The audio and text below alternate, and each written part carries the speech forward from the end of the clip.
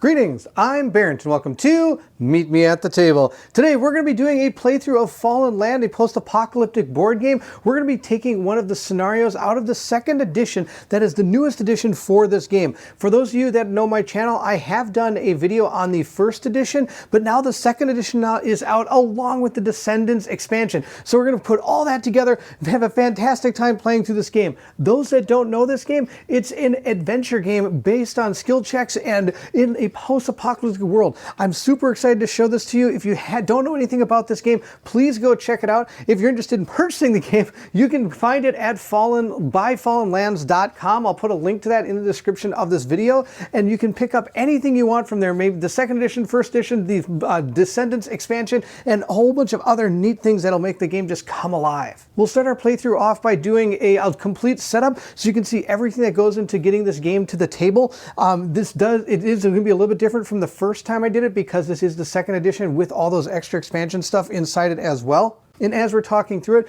I'll show you what parts are from the Descendants, what part is from the second edition, and so on and so forth, so you can know what you're kind of getting into when you decide what you want to pick up for this game. As always, if I do make any mistakes and I notice them post-launch, or if you do, please turn on your Klingon subtitles and they will appear there for any rules errors that I make along the way. Also, check out the pinned comment in this video. If there are any rules errors, I will also put them there. Now, if you're excited to see if we can make it through Fallen Lands, a post-apocalyptic board game, then I need you to meet me at the table. There are so many different ways to be able to play this game. You can play it fully solo where you're on a point chase to see how many points you can get. You can also play it solo if you're going against kind of an AI type opponent. There are also these scenarios that you can play individually, solo, or you can play them co-op together. And on top of that, you can play this game fully PvP up to, I believe, 6 players. And the cool thing about it is this scenario book even includes a full campaign which links a bunch of these scenarios together, giving you an epic playthrough of this entire game.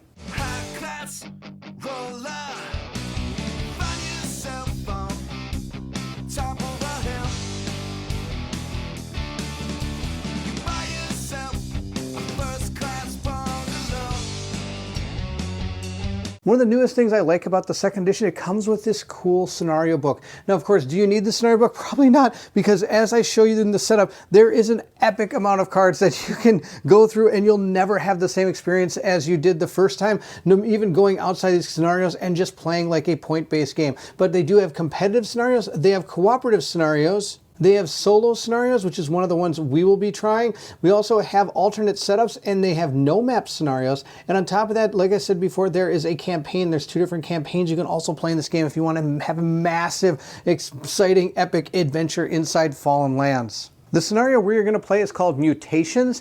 It is going to be a solo one, and we are going to be using the faction Beasts of the Atom, and I'll show you that momentarily.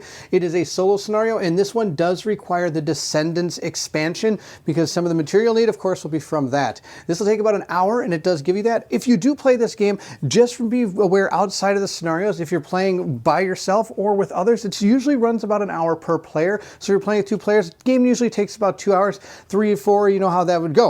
And it's actually an absolute blast. There's so many different things that happens in this game. So, okay, let's see here. We are going to be playing this one. Let's read what it says. It says, Dr. Franklin Steen conducted experiments on the town's people, trying to boost resistance to the damaging effects of radiation. The experimental mutation failed, and instead of increased sensitivity to radiation, now the entire town has been subjected to his heinous rogue experimentation and is at risk of extinction. You thought he was your friend. You thought he was a town hero, but he is actually just a monster in disguise for doing this to the innocent townsfolk. So the objective of this particular scenario is we have to build a tier 2 medical center, town technology, then bring this particular character, DeForest Tanner, MD, to end a medical equipment spoils card to undo the damage. So it is going to have a specific setup for this, we're going to be using the solo setup rules. We're going to pull the character DeForest MD out of the character deck and set that card aside. That is this card right here. These are all the different types of characters you can have, and I'll go over a little bit more of this once we get to the setup of our faction, but this is the guy we're trying to find. It also says that we have to draw spoils cards until 3 medical equipment spoil cards are revealed, discarding all the others. We're going to take 3 medical spoils cards and draw 2 more spoils cards. We're going to shuffle the 5 spoil cards, the 5 character cards together, and create a 5 piles of 2 cards. Place a point of interest chip on each pile. So we'll have to do that during our setup. And of course, I'm just going to read this for you, and then once it's done reading it, I will show you where they're all going to go and how it's going to lay out. Then we're going to roll 2d10, place the 5 point of interest chips on 5 random locations on the map, and we're going to re-roll those duplicate locations. So let's go ahead and start this setup. The first thing it told us to do is grab that particular character, which you have right here. We'll put him right there. Then we're going to draw 4 random characters. We'll grab that one, we'll grab that one, we'll grab this one, and this one. 4 random characters. Okay, so we got 4 random characters. Now notice how many characters you can actually have in this game. Look at this huge pile of cards. Like I said, there's an unlimited amount of ways of unlimited experiences in this game. You could play this forever. Look at all these characters. Not only that, look at all these spoils cards. I got 2 complete decks of spoils. That's a huge pile of spoils. These are all cards that we could get as we play through the game. Now, of course, it does say that I have to discard cards until I find 3 medical equipment cards. So we're going to go through, and as you can say, oh, this is a cosplay Regulala. This is not a medical card, but this is actually a promo card that I got from Gen Con one year. All right, let's keep on going here and find medical supplies. This is not a book. That's not a equipment. This is a purification tables, not medical. This one's not medical. This one is Ultimate Survival Manual, not medical. Not medical. It's a melee weapon. Vehicle equipment. Vehicle equipment. We just keep going, and it doesn't matter if I see these because I'm going to be discarding them, and it's not a big deal because the amount of stuff you have in here is astronomical. So just discarding all these isn't the end of the world. Ranged weapon, ranged handguns, partial equipment, medical. There we go. We got a medical card. All right, we have found one of the 3 medical equipment cards that we need for this game. That is not a medical card. Not a medical card. We're just going to keep on going here until we find them. Nope, that's not it. Keep going. Stowable equipment here. Nope, that's not one. Keep on going. Medical equipment, white light. There we go. Put that one aside. We need one more medical card here. Let's keep going. And it's kind of cool because you're seeing some of the cards in this game as well. And I will actually I should probably talk about what some of these are. So like they're all kind of, I shouldn't say rarities, but like how good they are. There's like blue, green, and these yellow ones. These yellow ones are really good. So it's too bad I'm discarding. Look at all these yellow ones and going, boy, Switchblade. Don't need that. Medical. Nope, that's not medical. Partial equipment, armor. Nope, not medical. Not medical. Let's keep going here. We'll find some eventually here. There we go. Equipment, medical. Boom. Found our 3 medical equipments. I am going to discard all of those. These are going to go into the discard pile over there. Now we have our 3 medical cards. We'll put those in a pile over here. And then we'll draw 2 more. We don't know what those are. That's just fine. Next, we're going to take all of these cards, give them a big old truffle shuffle here, so we don't know where is who and how is what. We're going to put them out here, 1, 2, 3, 4, 5 different piles there. Then we're going to take our spoils card. We're going to move these a good old truffle shuffle so we don't know what anything here is. Let's get them all so they're facing the right direction. This one needs to turn around. There we go. This one needs to turn around. They're all facing all over the place. There we go. All right, everything's facing the right direction. Gives a good old truffle shuffle there. And then we'll put them out here. 1, 2, 3, 4, 5. Now we got those all done. We're going to put our point of interest chips. Now there's 2 for each one here. One that's going to go on the cards, and this one is going to go out on the board. So we're going to put 2 for that one. We're going to put 3, 4, and then we're going to place our 5th one right here for that one. There we go. We've got all our special interest chips all ready to go here. Flip it over. There you go. Boom. All right.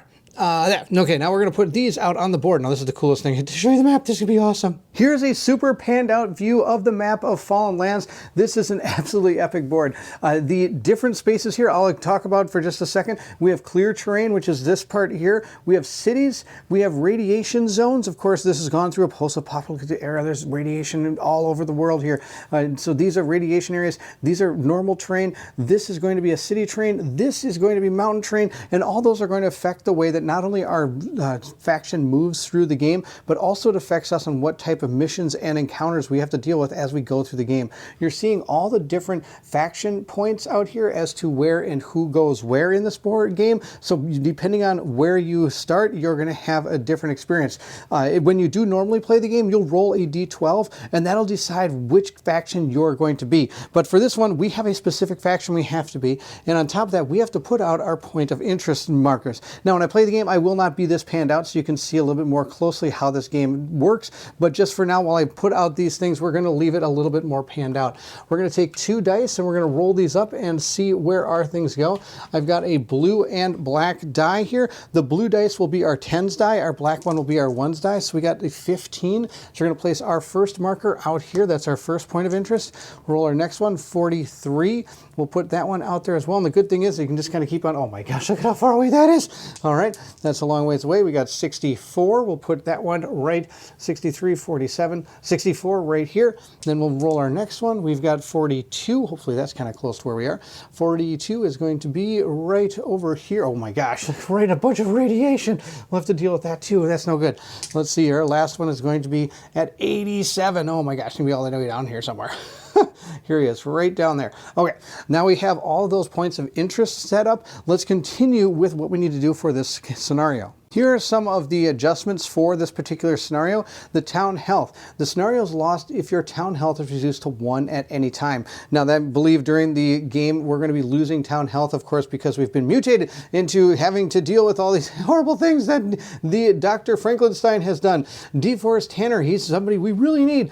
If he is placed in your discard pile, you lose the scenario, and he cannot be sent to the town roster. So in other words, I cannot just keep him back at town and keep him safe while I go look for the other things. I have to bring him with me. The next part is the effects phase. That's one of the phases of the game, and I'll go over those when we start playing. We'll lose 5 health each turn until the doctor is brought back to town.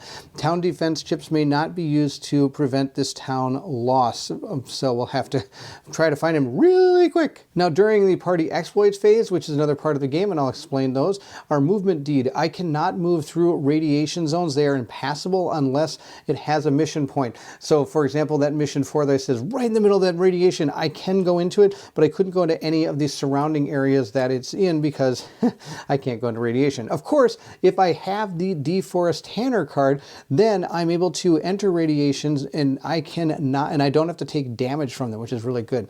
Encounter deed. When the encounter card is successfully completed on a point of interest location, I can claim the corresponding pile of cards. So that is our plan. We need to go find our doctor and our medical supplies. Now I'd like to discuss a basic setup for the game as we move into this game. The first thing you see here is all the cards that we're going to be using for this game. This is every card I have. This is for this game. It's absolutely monstrous. The way you set this up is you put each set deck of cards along the side, and you discard the first card. So at least that way I can show you a little bit about each of them. You're going to discard one of each so you know where the discard pile is. So for example, here is this one. How this works is you're going to have some text you're going to read. Then they're going to be able to gain some money here. This is salvage coins.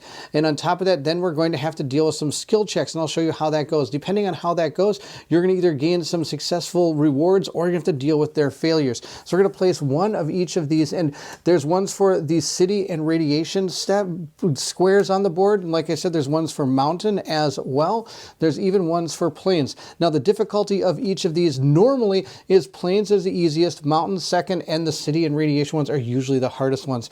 We also are going to get action cards. Now when you play solo, you actually remove about, I'd say, I think it's about a third or a little bit more than a third of the deck, because those are going to be used for PvP or the competitive version of the game. So these are just the solo co-op cards. Now, of course, when you play with the in a competitive version, you use both these and the other ones. The way you can tell whether or not they are competitive or they are solo or cooperative is they'll have a little red circle up here, and you're just going to remove anything that has a red circle on it, or it's down here. I think it's up on the top. So we remove all, I've already removed all those. So we have just a set of action cards.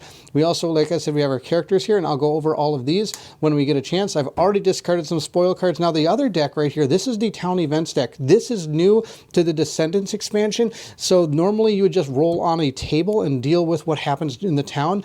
But with the Descendants expansion, we're able to get a whole deck of town events, which really spice up that particular part of the game. So I'll just show you kind of what one one of these are. Again, we have some flavor text as to what it does. Then you're going to have some bold text and italic text on what you're going to have to deal with.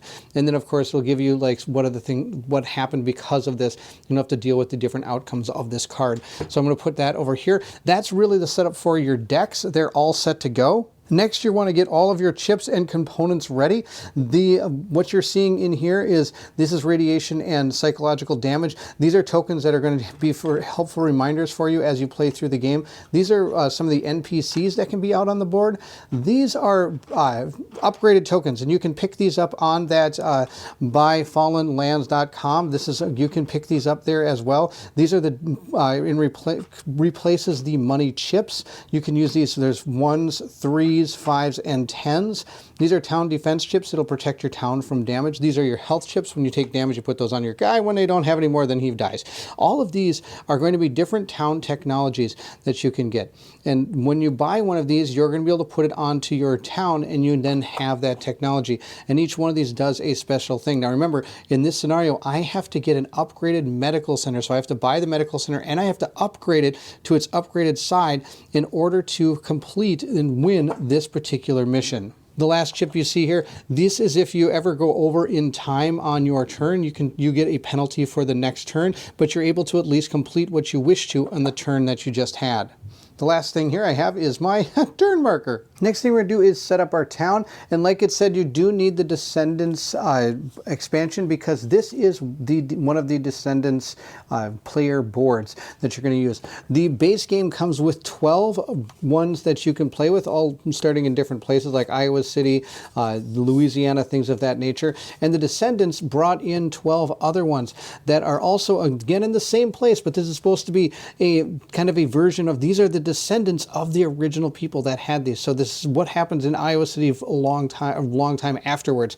Now, when you do play normally, if you do roll, if you have the Descendants expansion, you can roll, and if you get a 1, you could choose which one of these you want to play with. But now another person could not take one of the other ones. You can only have one of each of these factions out on the board at a time, whether it's the Descendants or the regular one. Now we're going to be playing with the Beasts of the Atom. Each one of these factions comes with their own starting technologies and an own set of perks, which is going to be super cool. The 2 town technologies we start with are the garrison and water and supplies. This is going to give us successes when we come to do our skill checks for these particular things we have to do. I'll put those off to the side right here. The next thing, let's take a look at some of our faction perks. The first one we have here is mutations. Begin the game with the Moriella character card. So I do get that character card. Paranoia. During the effects phase, I get to gain 1 town health for each town defense chip I own. So if our town health starts falling, buying some of these townships might help us and might save us from dying earlier than we want to. Experimentation. Each effects phase, you may select another player and roll a d6. Now, we are playing solo, so this one won't particularly affect anything that's going on for us. If you are playing solo and it does say something where you and another player, for example, the other player is considered the bank, is what it is. Next, we have Trophy Hunters. After successfully completing an encounter card, attach it to your town player mat. Each effects phase, you may discard a set of city, radiation, mountain, and plane encounter cards to gain 1 prestige. Oh, that's really good. So if you're normally, when you play the game, your goal is to gain 20 prestige or 80 town health. Or you could play a shorter version where you only need 10 prestige and 50 town health. And of course, if you get to that point, you could then choose to continue playing if you wish to. You're also going to take your faction marker and you're going to place this on the board where it goes. For now, I'm just going to place it right there. The next thing you're going to do is draw 6 character cards, 10 spoils cards, and then 3 action cards. Now, of course, the first person we get is this Moriella here. She has a little, she says, you break it, you fix it. I fix it. You break it, I break you. Well, that's even better. All right, this says radiation hexes cost 1 movement instead of 3. Now, remember, we can't move into those until we find the doctor, but once we do, we're able to move pretty quickly through them. Normally, it does cost more to move in it. The next thing we have here is it says that Moriella does not take radiation damage. damage. Instead, each point of radiation damage she takes heals 2 physical and infected wounds worth of damage. So this character is also going to have 6 health, 5 psychology. If you ever have more than this number on your board, that character is going to die, either from psychological impact or just from flat out bleeding to death. Down here are the different skills that you're going to be checking as you go through the game. From left to right, we have combat, then we have survival, we have diplomacy, mechanical, technical, and medical. And this one over here is the amount of weight that this character can carry. Our spoils cards are all going to have a weight value, and you'll see that momentarily. And we can equip these characters as much as we can up to a certain weight value. Now, the way this game works is you're going to be performing skill checks. You're going to be wanting to roll lower on a 10-sided die than the number you see here. So like a 9 is really good, because if you roll this up and you get an 8 or lower, that means you have gotten 1 success if you had to do a mechanical skill for this particular character. Now, sadly, not that great at the diplomacy, so if I'd have to roll this up and I got a 6, I would have not gotten a success for that, because I've gotten higher than the number there. So now what we're going to do is we're going to assign, once we look at the other characters, ones to each of these different areas here. 1, 2, 3, 4, 5, and then the last one is going to be a potential vehicle. So we're going to be able to put 5 characters into our particular faction that's going to go out into the world and try to find our doctor. So the other characters we have for us is going to be Monty Reese. Monty Reese looks to be really good at our technical skill here. And it says, once per turn, Monty may re-roll a 1d10 for one of his skill checks. That's pretty good. Once per game, I can ignore a damage. The other thing you're going to notice here is a link. If I give him a melee weapon, this particular stat goes from 4 to 6. It's going to get the extra +2. He has 6 and 5. So we're going to put all our characters to the side here and decide, after we look at them, which ones we want and where we might want to put them. The next one we have is Randall Watts. Copy that. Anytime another player sells an action or spoils card to the bank, you receive 1 salvage. That, of course, probably isn't going to happen because I'm playing by myself once per turn. But if I can get him a 50 caliber sniper rifle or a Karen, it gets +2 to his combat skill. It's already 9. Now look at this. He's got 9 diplomacy as well, so he's really good at those skills. So he might be something, well, when I normally play this, what I try to do is I try to have at least 1 character good at each one of these things if I'm lucky. Then we have right here, we found a master. Masters are amazing. They're the only characters that are going to have a 10 in any particular skill. So he's got a 10 in diplomacy, which is fantastic when you think we're using Randall for anything anytime soon. It says here, I'm here to promote our faction's agenda by any means necessary. Stay out of my way. Candidate receives 1 additional success on all party diplomacy checks. That's fantastic. If I can give him some alcohol, he gets even more. He'll have 13. That's so good, but he's super weak. Look at that. No, he just takes a little bit of damage. That's going to be the end of him. Either way. All right, let's see what we have next. We have Mac Luther. He's freaking amateurs. I don't die that easy. That's amazing. He's good at survival. That's good. We got a good person for survival. If he is killed in PvP, choose an opposing character to die with him. Well, that's not going to make any difference because we're not playing PvP. That's okay. But if I give him a heavy weapon, he's going to get +1 to a combat and also 2 to survival, which is really, really good. Oh, and this guy even has built-in armor. He's going to reduce damage by 1, which is pretty good. He's super good. All right, let's see what else we have. We have ourselves a Norris Black. Norris Black is good at technical, it looks like, and also mechanical. If you are dealt Norris at the start of the game, receive the Machinist Shop Tier 1 technology. That's so good. But you may buy or upgrade it later for 15 coins. Oh my gosh, that's really good. I'm super glad. If I can get the ultimate set of tools, though, he's going to get even better. But that's awesome. We start with a town technology with him. That's great. And our last one here is Ryan Vincent. All right. He is Ryan treats all infected wound damage as physical damage. Well, that's not bad. He can get some sporting goods. Each grants a cumulative bonus of +2 if I give him sporting goods. Now, he doesn't have a lot of psychological damage here. Yeah, I'm here for the glory. What the heck else is there? That's pretty awesome. All right, we'll put those aside. We'll decide who we want to have because first we have to look at our spoils cards. There's a lot of spoils cards here. First one we have is going to be our World Diplomacy Equipment Book. Discard after you have failed a diplomatic skill check and to succeed at it. I can do that. Now, if you notice down here, these are either blank or have numbers, and this over here is the weight in what it's going to be. So this is going to give me 4 to whatever, to the actual diplomacy skill. So let's say I decide to equip this to him. I just slide it on like this, and it shows now I have 8, 9, 10, 11, 12. I would have 12 because I'd be able to add these together. Also, it costs 1, giving him only 14 left. Now, this little circle or this arrow here reminds you that this has an ability along with it. So you might want to look at it as you're playing to remind yourself of that. We'll put this one aside. Oh, we got a laser gun. An alien plasma pistol. Look at this thing. This thing's so good. +1 prestige. I already started with +1 prestige. After each round of PvP, assign the opposing character 1 point of radiation damage. That's not really going to matter, but that's okay.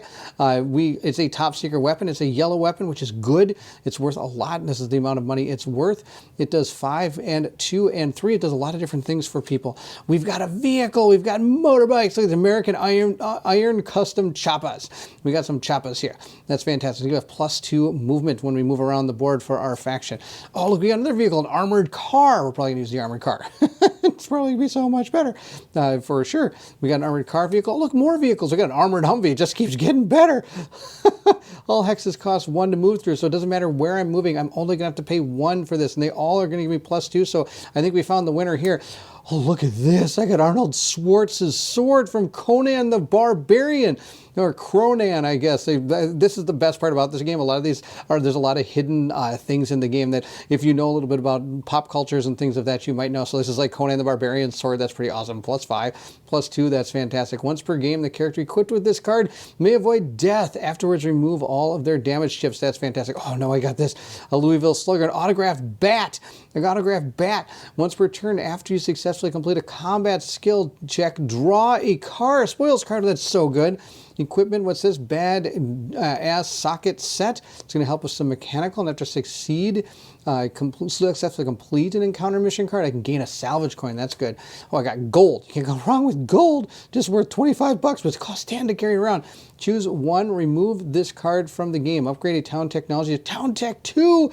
I can discard an NPCM in place, so if something was coming after me, I could pay them off, or I could claim any resource. And there's resources out on the board, and the more resources you have, the more town health and salvage coins you're going to gain as the game moves forward. So it might be good to claim some of those, because of course, remember, I'm going to be losing 5 town health at this during each turn.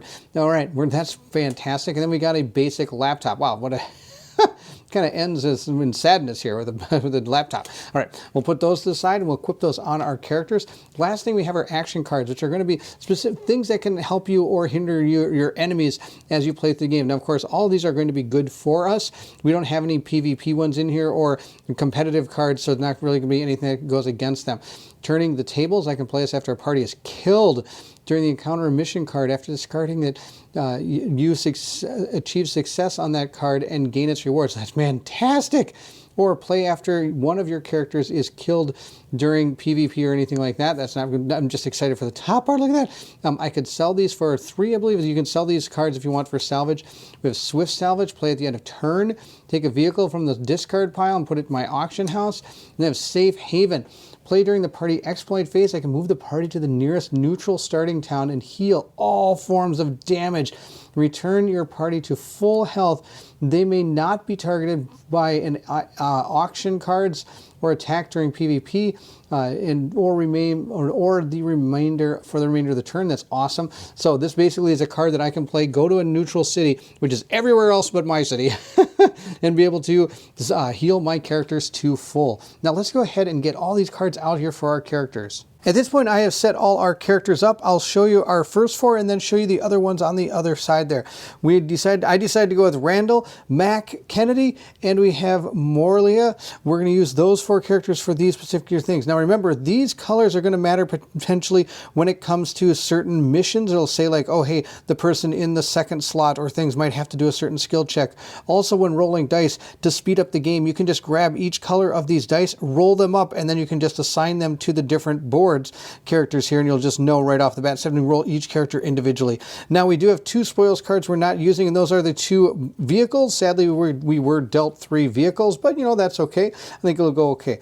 Now we've gotten the ability score or cards on our characters, which are going to raise their scores. So he has, instead of just 9 combat now, he has 14. He's got 4 on survival, 9, 10, 11, 12, 13, 14, 15 on his diplomacy. And I know that's more than 10, and you only have a 10-sided die. So the cool thing about this game is anytime you reach the 10 threshold, that's technically considered a success. And then you roll and try to beat the other number you have left. So in this case, it's a 5, so we want to get a 5 or less. So if we had to roll diplomacy, I roll a die, and if I got a 4, I would have gotten 2 successes for this character. And we'll see how that goes during the playthrough. Now, of course, we have to keep everything below the weight value of our characters that we have here. This one right here is getting pretty close here. He's got 6. He only is able to carry 10 things. But those characters are all doing just great. I've also grabbed our 10 salvage, and we have a new town technology machine shop. I'm going to get +1 when I do a test for that particular skill. I think that's mechanical, if I remember right, because of our character. And I'm not even using him. He's right over here. He's just kind of hanging out in the town roster. He and Ryan are both just hanging out in the town roster over here. They're just hanging out. And now I can always go back to town and pick those characters up if we lose a character somewhere along the way. Our vehicle we're going to be using is going to be our armored Humvee, because it can all hex squares cost 1 movement, no matter what it is, which is absolutely awesome.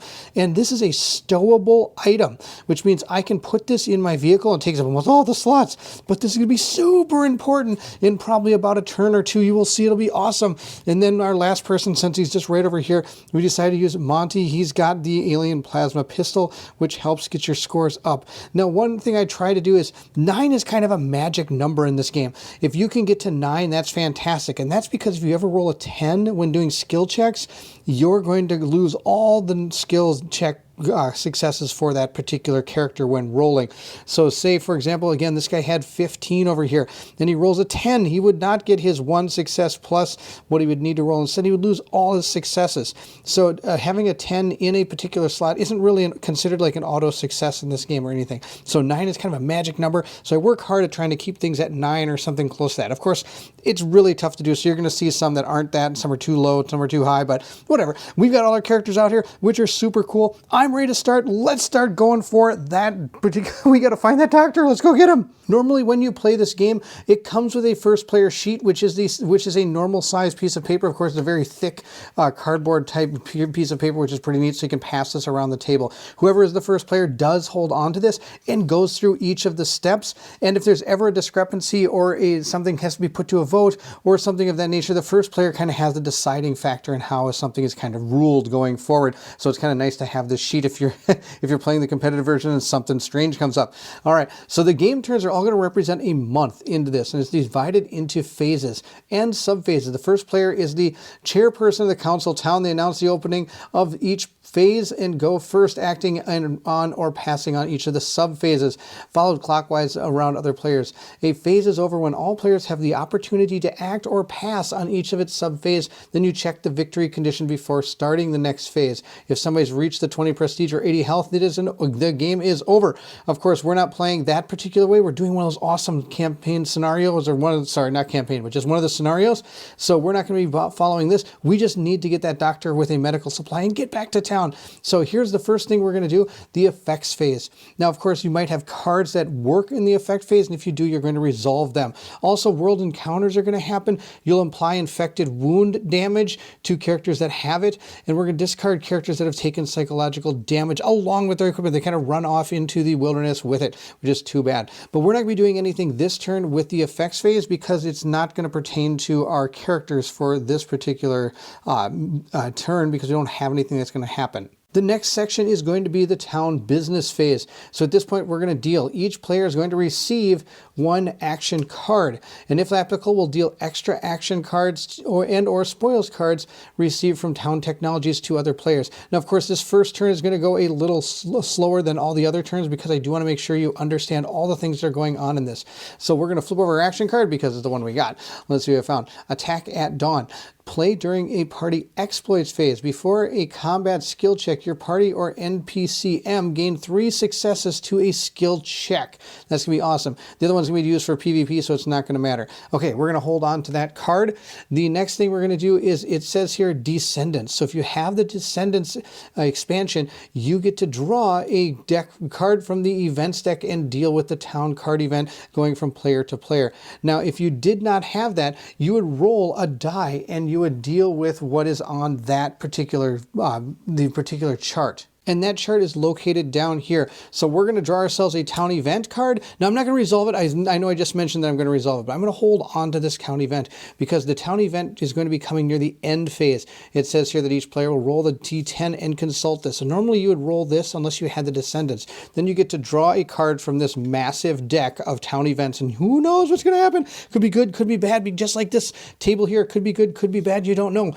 Then if the town deck is being utilized, the player resolve their town event card instead, some of their own town event chart rolls. Okay, so we're going to hold on to this. This is going to be our town event card. We're going to hold on to that and resolve it when we get there, but we are done with that, the deal phase. We'll move into resource production. Now, of course, we don't have any, but if we are ever able to gain any of the resource spaces out there, I believe there are 18 of them, we're going to be able to gain some extra town health and salvage coins from those particular spaces that we own. Now, of course, in the competitive game, you could take those back and forth from each other, and you could even destroy it if you don't want the other person to have it. So there's some kind of fun things you can do in the competitive version with that particular part.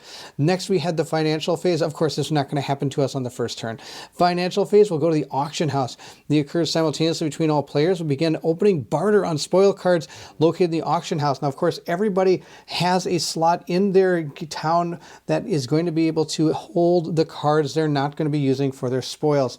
And they can, and if somebody sees a card they really want, they could say, hey, I'll give you like $10 for that card. And somebody else might go, hey, I'll give you 12. And so you can kind of go back and you can try to barter for some of the cards that other people have. The next thing we have is resource production, the next thing we have is sell. Sell and purchase.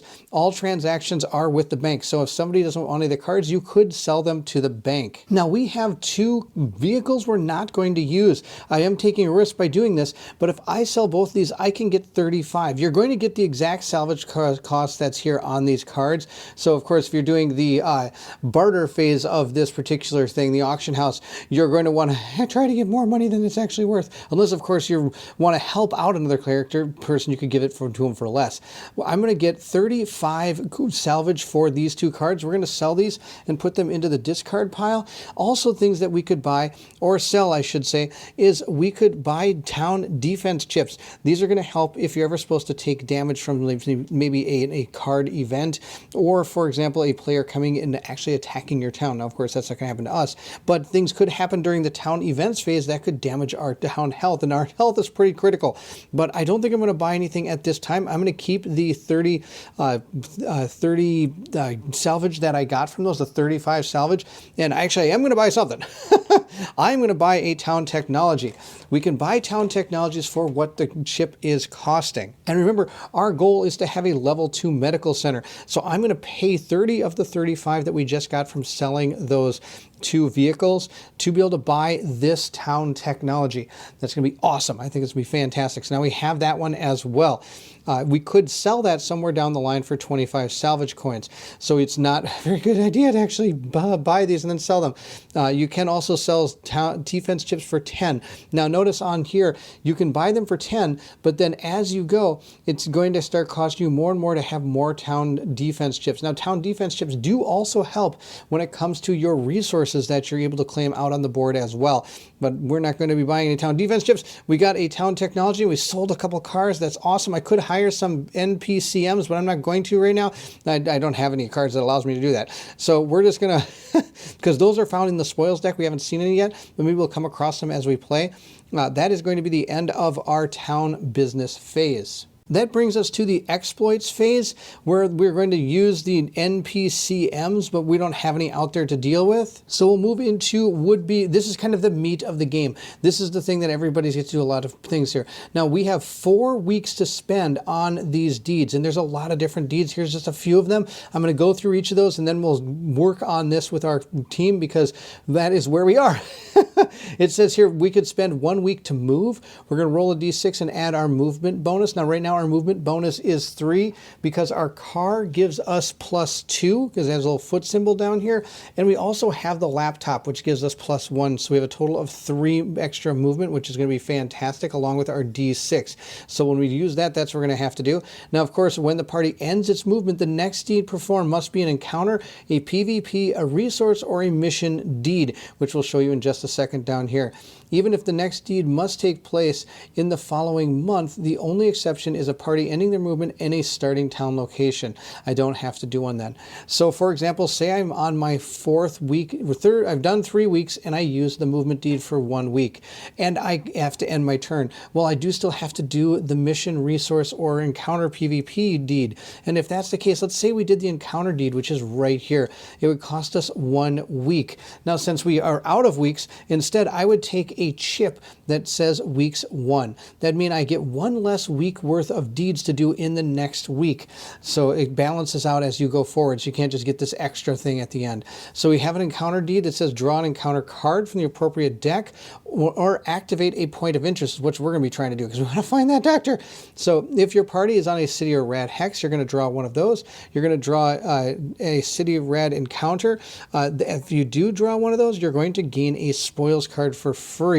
Or an action card, and then before attempting it. The spoil card may be equipped immediately, so it does give you an incentive to go to these tougher places to try to complete those missions, because you get a free spoils or action card. Like it says here, those spoil cards you can equip right away, which is super good. We have a PvP deed that's costing 1 week. We're not going to be worrying about that. So the only ones left are the resource deed. So if you do land on a resource space, you can use that. The party must occupy a resource hex to claim or destroy it. If it's a neutral one, I draw an encounter and successfully complete to claim the resource. World cards and encounters with no skill checks are claimed automatically, which is kind of cool. Now, what encounter card do you draw? It's your choice. You can choose which one you want to draw. Say you want to actually gain another action card, then you could draw a City Rad card. Or if you want something easier, you could take a Plains card. So it's up to you. Now, of course, if it's owned, which we're not going to have to worry about, you have to fight for it and things of that nature. The other one you can do is a healing deed. It takes 2 weeks. You can perform a party medical check and remove up to D6 physical damage for each success of the party. If the party is healing in a starting town location, they remove an additional point of damage per character and can heal radiation and infected wounds. So if we ever get damaged, that's what we have to do. Now, of course, we go into a neutral town, which all of them are. We have to pay 5 salvage coins to even allow ourselves to do that deed. The final one is a mission deed. Now, the mission deeds are different from the point of interest. It says the party must occupy a hex with a mission chip and draw a mission card. After completing it, you roll a 2d10 to put the mission chips out there again on a random hex. Just like our point of interest chips, I just rolled randomly where these are going to go. There are 7 of these different missions out here. These can get you a lot of really good spoils and a lot of really good prestige and town health and things of that nature. These are kind of like the epitome of things you want to try to do, but I don't think they're going to matter too much in our game. I'm not going to really be going for a lot of these, but they're really good for when you're trying to get a lot of points really quick. But they can be rather difficult, even compared to like a City Rad card, I think, if I remember right. Now again, big panned out view here. Looking at the map, we have 4 of our 5 are right here. The last one is like way up here. So I don't know if we're going to be going for that one. My goal is to come down, grab these 2, and then kind of swing back this way. We'll see. And now, of course, these are those resource spaces I was talking about. We're going to try to probably claim some of these as we go as well, because you're going to be able to gain the bonuses from these each round, each time you go through the rounds, which will give us more town health and thing, which is super important. So up here is where our character is, and we're going to roll a d6 and move along all around on this map. Let's see what we can find. Now, of course, this is a Pre-Mat that came with, it was part of the second edition that they had. This is one of the stretch goals, I think, or add-ons you could buy. If you're interested in picking this up, it is part of, they have all of this for sale on buyfallenlands.com, and I'll put a link to it in the description of this video. You can pick up everything you see here. You can pick up the mat, you can pick up the game, you can pick up the Descendants expansion, you can even pick up the cool 3D, what do you call them, salvage markers that they have that you can use for resources. Everything, including the chip token boxes and things of that nature. If you need more of those than what comes with the game itself, you can pick those up there. So please check that out. Again, I'll put a link to it in the description of this video. So for our first week, we are going to do a movement deed. I will roll a d6, see what we get. We got a 4, and I get to add 3 to that, brings it to 7. Can I get to someplace awesome? 1, 2, 3, 4, 5, 6, 7. Not quite to this one. 1, 2, 3, 4, 5, 6, 7. No matter how we count it, I can't get there. I could get to this. 1, 2, 3, 4, 5, but I'd be wasting 2 movement. I think it's going to be okay. We need to get to this point of interest, which is just right off the screen down here at number 63. 1, 2, 3, 4, 5, 6, 7. I'd be 1, 2, 3, so I'd automatically make it if I go the full distance here. And I think that just might be what we're going to do. Otherwise, I'd have to go 1, 2, 3, 4, 5, 6. I'd have to roll at least a 3 or higher in order to make it there next time. We're going to move 1, 2, 3, 4, 5, 6, 7, ending in the plains. So we're going to grab the top card from our plains deck, flip it over, and we have found Brackish Water. The road ahead disappears into putrid black water covered with patches of yellowish algae. There is recent flooding here, and your scout confirms that there is no way around. Muttering colorful language, you begin to wade across the rancid water. As soon chest deep, halfway through, you are horrified as a leech the size of a deflated football coils tightly around your friend's arm. Oh no! Everyone screams. Blood pools on the filthy surface as the abomination's teeth latch into flesh. The water churns as more leeches frenzy, attaching to everyone's exposed flesh. As you thrash toward dry land, the pain of your lesions quickly build into hellish burn. So at this point, I am going to have to roll a d6 to determine the number of leeches on each character, then attempt a skill check, repeating this process for every character. Oh boy, so every character has, okay, let's roll a d6, see what happens. Now, the good news is I do get 3 salvage just for flipping over this card. Then we're going to have to roll a d6 to determine the number of leeches on each character. Then attempt the skill check. Repeat this process for every character. Oh my gosh, that's brutal. Now, medical skill is probably one of my worst ones I've got all around here. So we'll start over here. He's got 2, which is awesome. We're going to roll Mac. Mac has 3. Kennedy has 1. That's good. Moriel has 2. It kind of rolled off there. I apologize. And he's got 1. Okay, that's not too bad. Now, of course, we do have to do a medical check for each one of these characters. We'll roll up all our skill check dice. I got 1 for each color of our characters, and we'll go match them with their board. Starting over here, we have 3 medical, so this character failed. He's going to suffer 1 infected wound damage per leech. He's going to take 2 infected wound damage. That's absolutely horrible. 100% horrible. We'll put these here because these are going to compound. Next turn, he's going to have 4. They're going to just keep multiplying. It's going to be bad news city. All right. And he has to do it again. So he's bad. We've got a 7 here. Of course, this guy rolled awesome. He's done. This guy's got a 7 as well. It's off camera. So let me move it over here. We have got him done. This person needs a 3. This person is also done. This person, thank goodness, only has 1 leech because he also failed. He's going to grab 1 contaminated wound here and put it there. Now, those 2 have to do it again. Sorry, I did miss Monty. Monty actually gets the ability once per turn. He can re-roll a d10 for one of his skill checks. So he's going to re-roll his skill check. It didn't matter. He still got a 9. He also once per game ignore 1 damage. I am going to ignore that damage from the first leech that got me. But now I have to roll these 2 again, and hopefully we do better. I need a 3 for or 6 for him, and I need a 3 for the other guy. I don't think it's going to be good for him. Well, he got a 4, so he is fine. Sadly, my other guy's going down in a blaze of glory. He's got 4 more. 2 more he's going to take because he only has a 3 for medical, which is horrible. So he's has to do it again. Let's see if he makes it or he's going to be dead. Oh, he did make it. He's probably not going to last too much longer, but he did make it, so we are done with those skill checks. Oh my gosh, that was brutal. That guy's got 4 infected wounds. Now, everybody that did pass does still have to take 1 wound. And sadly, that's not going to be enough for this guy. This guy is going to die. He's already got 4 infected, and he still, even though he succeeds, he does have to take 1 wound. And he has died to the leeches. Wow, I already lost a guy.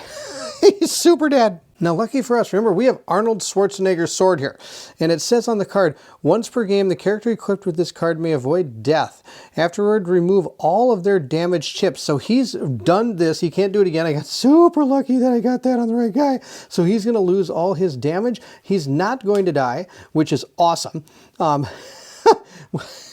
Super lucky. I am going to gain some cash here. 2, 5, 6. What is it? Let's add this up the right way. 5, 6, 7, 8, 9. I'm going to get 9 more salvage. So I'll put that onto our board here. Here's 5 of it, and then we grab 4 of our little tokens here to give us a total of 9. Now we're not out of the water yet. Get it out of the water. We're in the swamp, the brackish water. Oh, I'm a funny guy. All right, we're not out of the water yet, because after we've done all of this stuff, we now at the end have to perform a psychological test. So we're going to have to roll lower than these numbers. I apologize. I'm sure I put a note in the video already. These are not the amount of damage you can take psychologically. You can only ever take 3 psychological damage. Then your character is going to go insane and run away with all of your equipment attached to him or her. Now, what we have to do instead is we're going to roll those numbers. And if they're lower than, if we get lower than it, we're not going to take any. Otherwise, we're going to have to take a psychological damage for each of our characters. So let's roll these up real quick. Hopefully our characters can avoid this as well. Let's compare our stats to what we rolled. We got a 6 here, so he is going to take 1, and he's got a 6, he got a 9, he's got a bad news there. Now, this person passed. Also, he got a 1. When you're doing normal skill checks other than a psychological test, if you ever roll a 1, it's kind of like you can test your luck. You can push your luck. You could roll another die and hope that you can get it again, because that's like an extra success. So say we were rolling for our combat skill here, and I rolled a 1. I'd be able to gain that success, and I could roll again and try to get another 6 or less. And if I got a 5, that means he would have gotten 2 successes. So there's always a chance you'll succeed. But of course, you need to roll some 1s. This 9 ain't going to help. He's going to gain 1. And he's got a 5 and a 5, so that does mean he is okay. So we took 3 psychological damage amongst our characters. Now, this is really tough to get rid of. Usually only abilities and events, or I think abilities and events are about the only way you can ever get rid of psychological damage. It's really, really tough to get rid of it. Okay. Oh, brackish water, leeches, bad, bad, bad. We're done with that. Let's go on. We'll move into our 3rd week, where I'm going to do a movement deed. We'll roll our die right here. I got a 5. That's plenty to get myself to our first point of interest, which then I can perform a mission deed in order to try to claim that particular token. Now, I only have 1 week left, and a mission deed does cost 3 weeks. So I am still going to be able to do that mission card, but I am going to have to gain a 2-week negative chip that I'll place on my board to remind myself. Our mission for this particular place is going to be Predator versus Prey. Place your party in the nearest neutral faction starting town location. Okay, I will place it there. That is fine. Then it says you are met by a patrol shortly after crossing into the territory of this allied faction. Their soldiers canter up on horseback and nervously encircle your group. You present your orders, detailing your mission to aid their faction by investigating a series of vicious attacks. They escort you the rest of the way to a nearby farming community, where you are ushered into a small cabin. Inside, the community leaders have gathered over a map. You are briefed on the mysterious attacks and their locations. The attacks have continued to escalate. Last night, cattle were mutilated. A deadly beast is on the loose. Track it to its lair and end this madness. All right, so we need to do 4 survival. We need to do 8 combat. I'm a little worried about that one. And then we can do an optional one. The one that's in black is an optional skill check. I do not have to do that.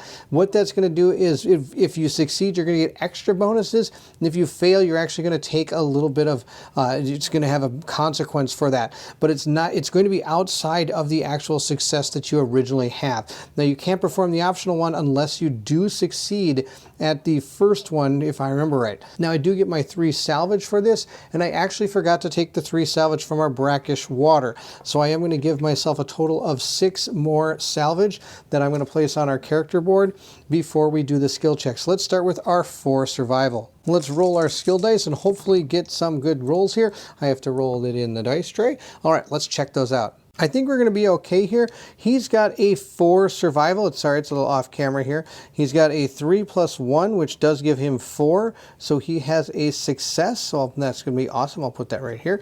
Then he's got a 9, so he has a success. He's got a total of 7, so he's got a success. This guy, fail. Blue is not that great for me.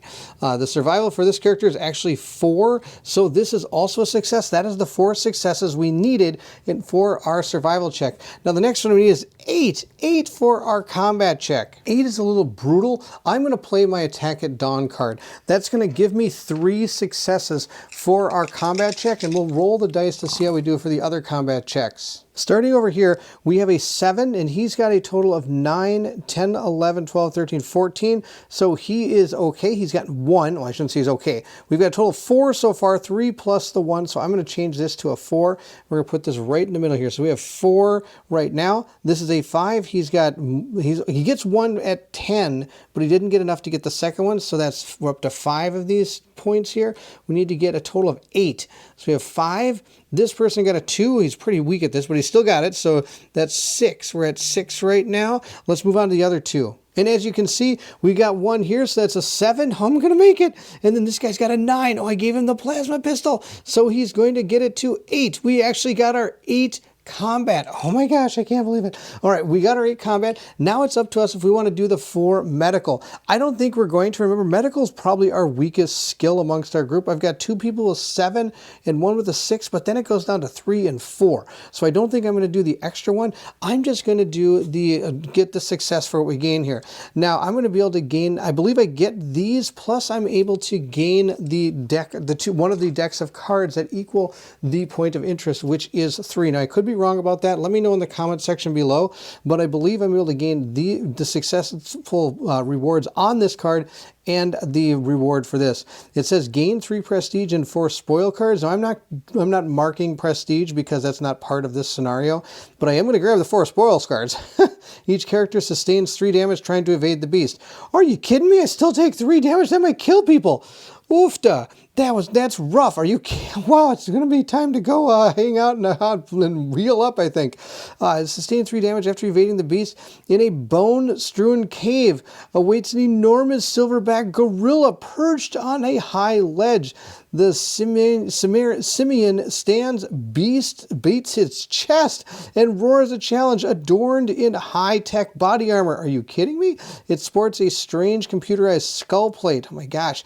It's like I'm fighting Grodd. Leaping down, the beast rages for a few seconds, and 800 pounds of muscle charges like a runaway freight train hell-bent on ripping you from limb to limb. You eventually put it down with a few lucky shots. The nightmarish pre-war experiment falls dead. Oh my gosh. Now, of course, if I did the other one, I'd be able to gain a town defense chip, which wouldn't have been bad, but I didn't do that. Failure, death to your party. You are mauled by the unstoppable juggernaut. Oh, wow. If we did not complete that 8 check, we would be dead. Every one of our characters would be dead, and no amount of Arnold Schwarzenegger swords are going to bring us back from that. Oh, boy, that's awesome. All right, 4 spoils cards, and each character sustains 3 damage. So placing out our 3 damage, I think you're seeing where this is going to go. I have sad news for Kennedy here. Oh no, he's still got 1 left. Oh my gosh, some of these guys only have 1 left. He's got 6, 6, 5, 9, and 5. So he's almost dead. He has 1 health left. Now, we also get 4 spoils cards. Let's grab our 4 spoils cards. And since these were gained during a mission or a card, we can equip these if I wish to. I've got here a ranged weapon handgun, a semi-automatic pistol. We've got another semi-automatic pistol. We've got an M9 machine gun. Well, this thing is hoarding weapons. And we got, what's a case of fine champagne. This is stowable alcohol.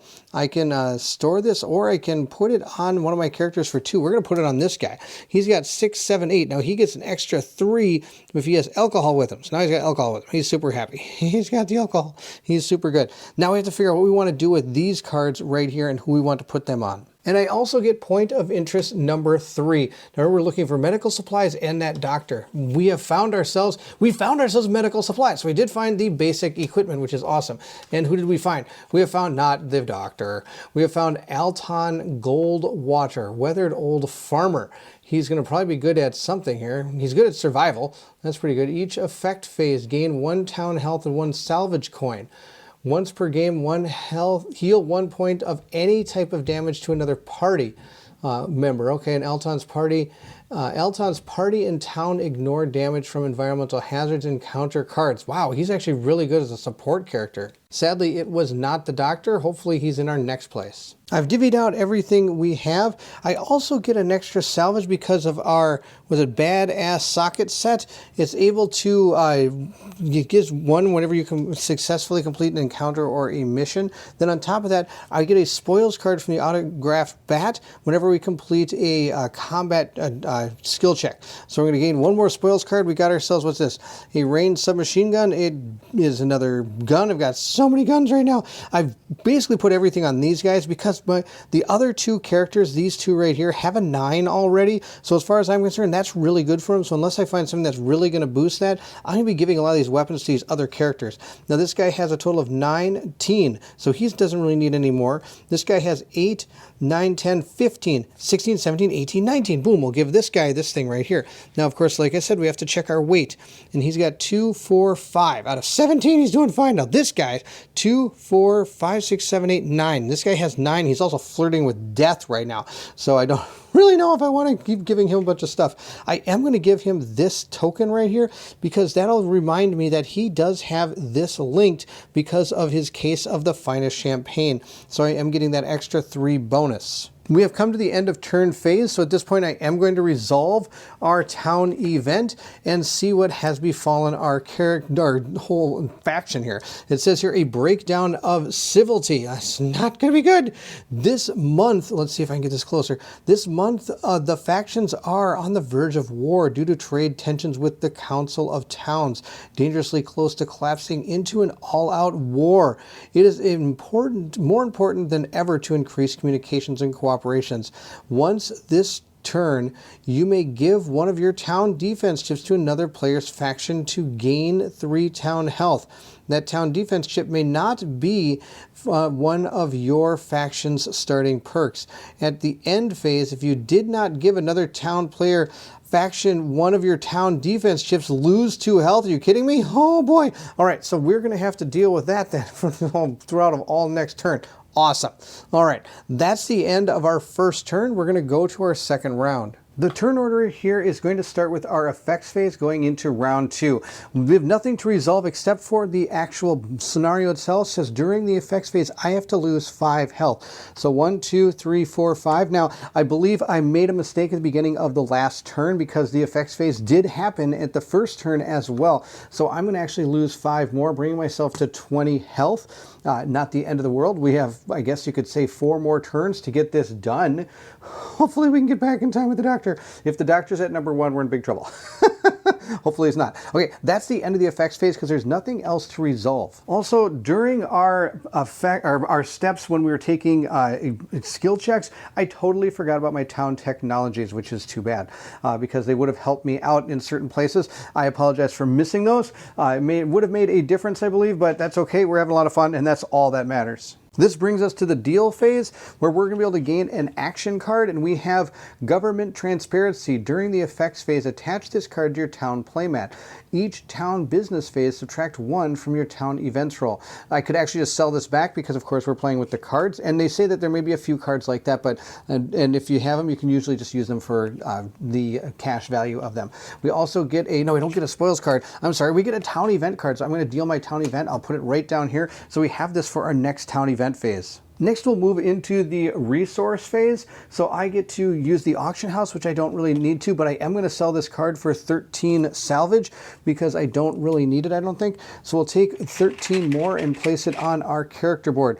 So we have quite a bit of salvage here, easily over about 30 some, 40 some probably. I add it up when I get a chance. That's part of the sell and purchase portion of this game. So we sold that card. And we are going to buy ourselves a learning center for 30 salvage here, 10, 20, 30. And one thing I did do wrong about these different things is when you buy them or have them, they are going to give you 5 town health and 1 prestige.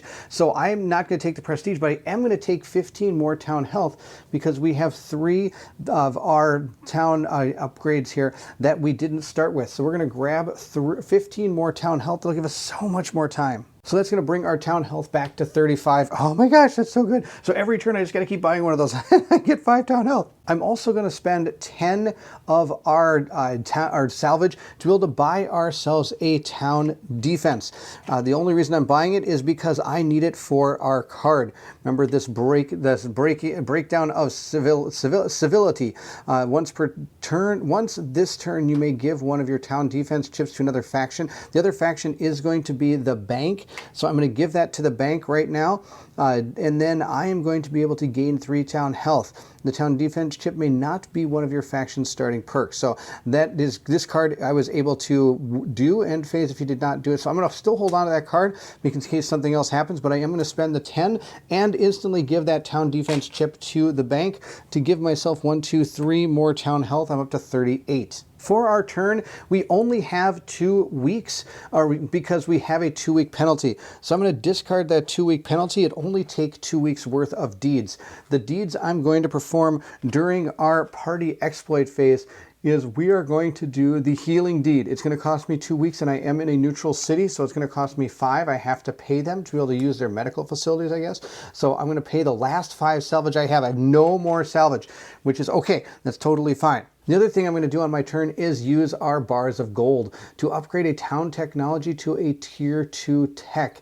I'm going to discard that and we're going to make that medical one a tier 2. So our hospital medical center here is going to become a tier 2 medical center. Now when you upgrade it, you do not get the town health, you just get it the one time. So now we have +2 successes when it comes to doing our medical checks. And that's exactly what we're going to do to see how much this damage we can heal. Now remember, this is not one of our greatest strengths here, so we'll roll our dice and see if we're able to even heal anything. Looking at our skills here, the first one we got no successes, so I'm going to use that die to calculate our successes. We've got 7 here for medical, so that's 1 success. We have a 2 here for medical. He's got a 7, so it's another success. We are up to 2 successes for our medical here. The next one we have is this one is a 4, so that's another success for up to 3 successes. If I can find in these numbers on the dice. 3 successes. And the one that's kind of off screen is a 9. So this is also a success. So we have 4 successes. And we have our town technology. I'm not going to forget this time to bring us to 6 successes. For each one of those successes, I get to roll a d6 and remove that much damage. So a 6 of them, we're going to be able to roll 1, 2, 3, 4, 5, 6 d6 and remove that much damage. In theory, this should pretty much heal all of my characters. We'll see how this goes. I got bonkers amount here. 4, 8, 9, 10, 11, 12, 13, 14, 15, 16, 17. And we've got 12, 13, 14, 15, 16, a million more. Okay, so our guys are fully healed. Now remember, I cannot heal that psychological damage unless there's some kind of ability or something of that nature. So that's actually the end of our turn this time. So I'm going to discard this card. We don't need it anymore. And then I'm going to reveal our town event and see what has befallen our thing. A bountiful harvest. Let's take a look. A record-breaking crop has been harvested this month. It is a hands down the best yield recorded by your faction's farmstead since the maddening. Use this excess trade commodities to help make peace with a hostile rival faction or to help bolster an allied faction that has proven to be a loyal partner. Now, of course, remember, if you're playing the competitive game, this could really help you gain some favor with somebody or, of course, make them maybe not stop attacking you. Maybe. So I can choose one of the following. I can gain 20 salvage coins or select other faction to also receive the benefit, or I can gain 5 salvage coin, 2 action cards, and 2 spoil cards, and select another faction to also do this. For the solo variant, simply gain the benefit for your faction. So do I want money, money, money, or do I want salvage coins, action cards, and spoils cards? I think I want the bottom part here. So we are going to take 5 salvage coins, which is going to be this. Nope, it's not that one. It's this one, the little box guy, because it says 5 on there, right there. 5. So we're going to put that on our player board. We have 5 salvage coins. We are going to gain 2 action cards. Now you can only ever have 7, but I have 3 at the moment. So our first action card is Battle Prowess. It says during the party exploit phase, the target party or character gains 2 successes towards a single combat skill check. Some more combat skill checks. The second one is going to be winning a lottery ticket. During the exploit phase, the character of your choice gains 3 successes to a skill check. This is the Mega Ball instead of the Power Ball. That's pretty awesome. Oh my gosh, that's really amazing. All right, then we also get 2 spoils cards. Let's see what we have found. We have found ourselves a machine gun.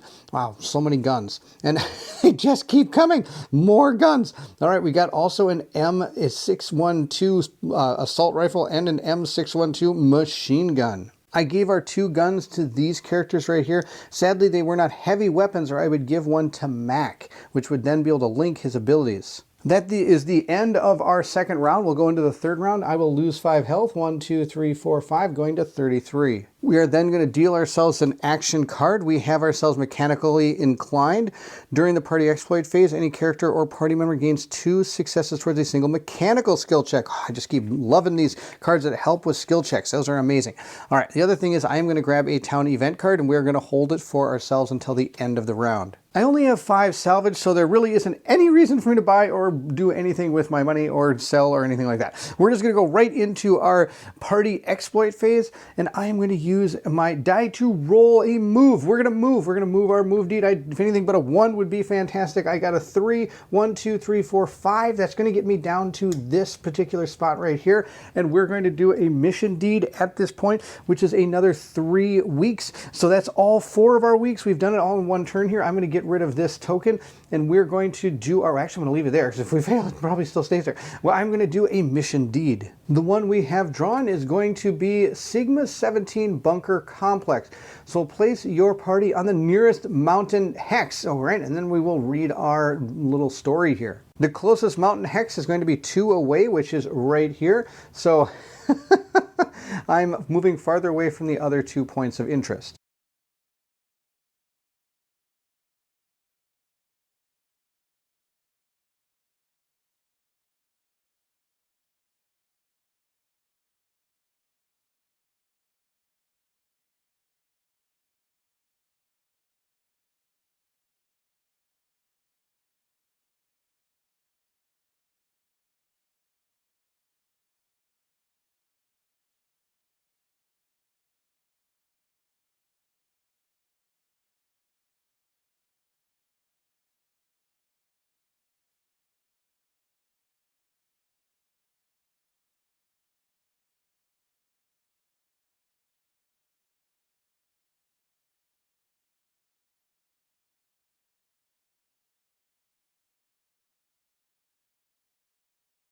Our next one is survival, and that's like one of our weakest ones. We thought medical was bad. I think survival is even worse. So I am actually going to roll, or I'm going to spend this card that gives me 3 successes to a skill check. I'm going to use it for our survival check of 5. I'll roll up our dice here and see how it goes. I really only need 1 of these to pan out with that +3. So I got a 1 here with the red, so we're fine. That's 3 with the card, 1 for our town technology, and then we get 1 here. So that's our 4 we need. Oh no, we need 5. Oh no, we have to find out if that blue one is actually going to be enough to make it. And because I'm so good at math, I didn't actually need that blue one to pan out. The 1 we have here for him is enough because we got 1 from our town technology, 3 from the card, which brings us to 4, and then he gets the 1 here as a 5. Now I could roll again to try to get even more successes, but the 5 is all we need, so we're done there. Let's move on to the last and final skill check. This is going to be our skill check now for, we need 4. We'll see how we do on this. I'm not going to use any cards. I think we'll be just fine. Looking at our characters, we automatically get 1 from our town technology. So we have 1 success right now. Let's look over here, a 3 for this. He's got a 6, so that is another one. We are at 2, and 8 isn't going to help. He needs a 6. That fails. He has 8, 9, 10, so he actually gets 1 automatically as long as he didn't roll a 10. But the 6 is not enough to give us an extra 1. She got an explosion boom boom, so I mean she gets nothing. Even if she had successes, they've all be wiped clean. And this guy has 8, 9, 10, 11, so he gets a success automatically. Oh my gosh, we barely made that one. I didn't even think I thought about the card for a second that I have, but I thought there's no reason to use it. We'll be totally fine. So we did get our 4 successes just barely thanks to our town technology. So we have completed our skill checks. Now the deal is we have to decide if we optionally want to try our optional skill check here. Now let's look at all the things. We have a 5, a 4, a 9, 10, 11, a 9, and a 7. So we really only have one full skill check that we would make automatically. This one's probably a go here, and this one might be a go. So we got 1, 2, 3. That's 3 plus the 1 is 4. Oof, that'd be pretty. That's treading the line. I think we're going to be okay with just doing the success. I'm not going to do anything else. This one says success. Gain 3 prestige and 4 action cards. The blast doors unlock with a hiss of pressurized gas. Inside are skeletal remains of the last U.S. Congress and their families. It looks like they went down Cannibal Road after the food ran out, and place is trashed except for the salvageable laptop. You glean valuable info about the Great War. So we're going to gain 10 salvage coins. Oh, that's the optional one. So I don't get the 10 salvage coins. That's too bad, but that's okay. I gain 3 prestige and 4 action cards. So let's grab our 4 action cards. That's a lot of action cards. Now remember, I can only hold 7, so I think I'm going to be pretty much close to my max here. This one says ammo crate of duds. Play during the party exploit phase to reduce the encounter or mission card's combat skill check to 2, by 2. That's awesome. This one is I'll be back. Play after you failed an encounter or mission card. Although you suffer the consequences, you may reattempt it. That's pretty good. Dodge, play when a red dot action card is played on you, or play this card to escape a failed encounter or mission card and ignore the failure portion of the card. That's awesome. Quick thinking, anytime to prevent a character death, they remain at full health, or play at any time to cancel a theft, destruction, or any other effect that would force you to make a payment or lose your wager. All right, that's awesome. We got some really good cards there. We have 4 action cards plus the ones we have right now, which is, we've got way too many. 1, 2, 3, 4, 5, 6, 7, 8, 9. We have 9. So we'll have to discard them as time goes on here. We also get our number 5 here. Let's see what spoils card we got. We got ourselves here's the other medical supply. Oh, this is mechanical equipment. Oh my gosh, I put the wrong one down here.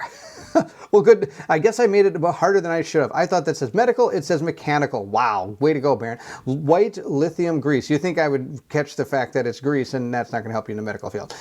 It's a tube of super lube. I guess that's medical in waste. All right. We'll put that to the side, and we got that card. And then what character do we find? We did not find our doctor yet.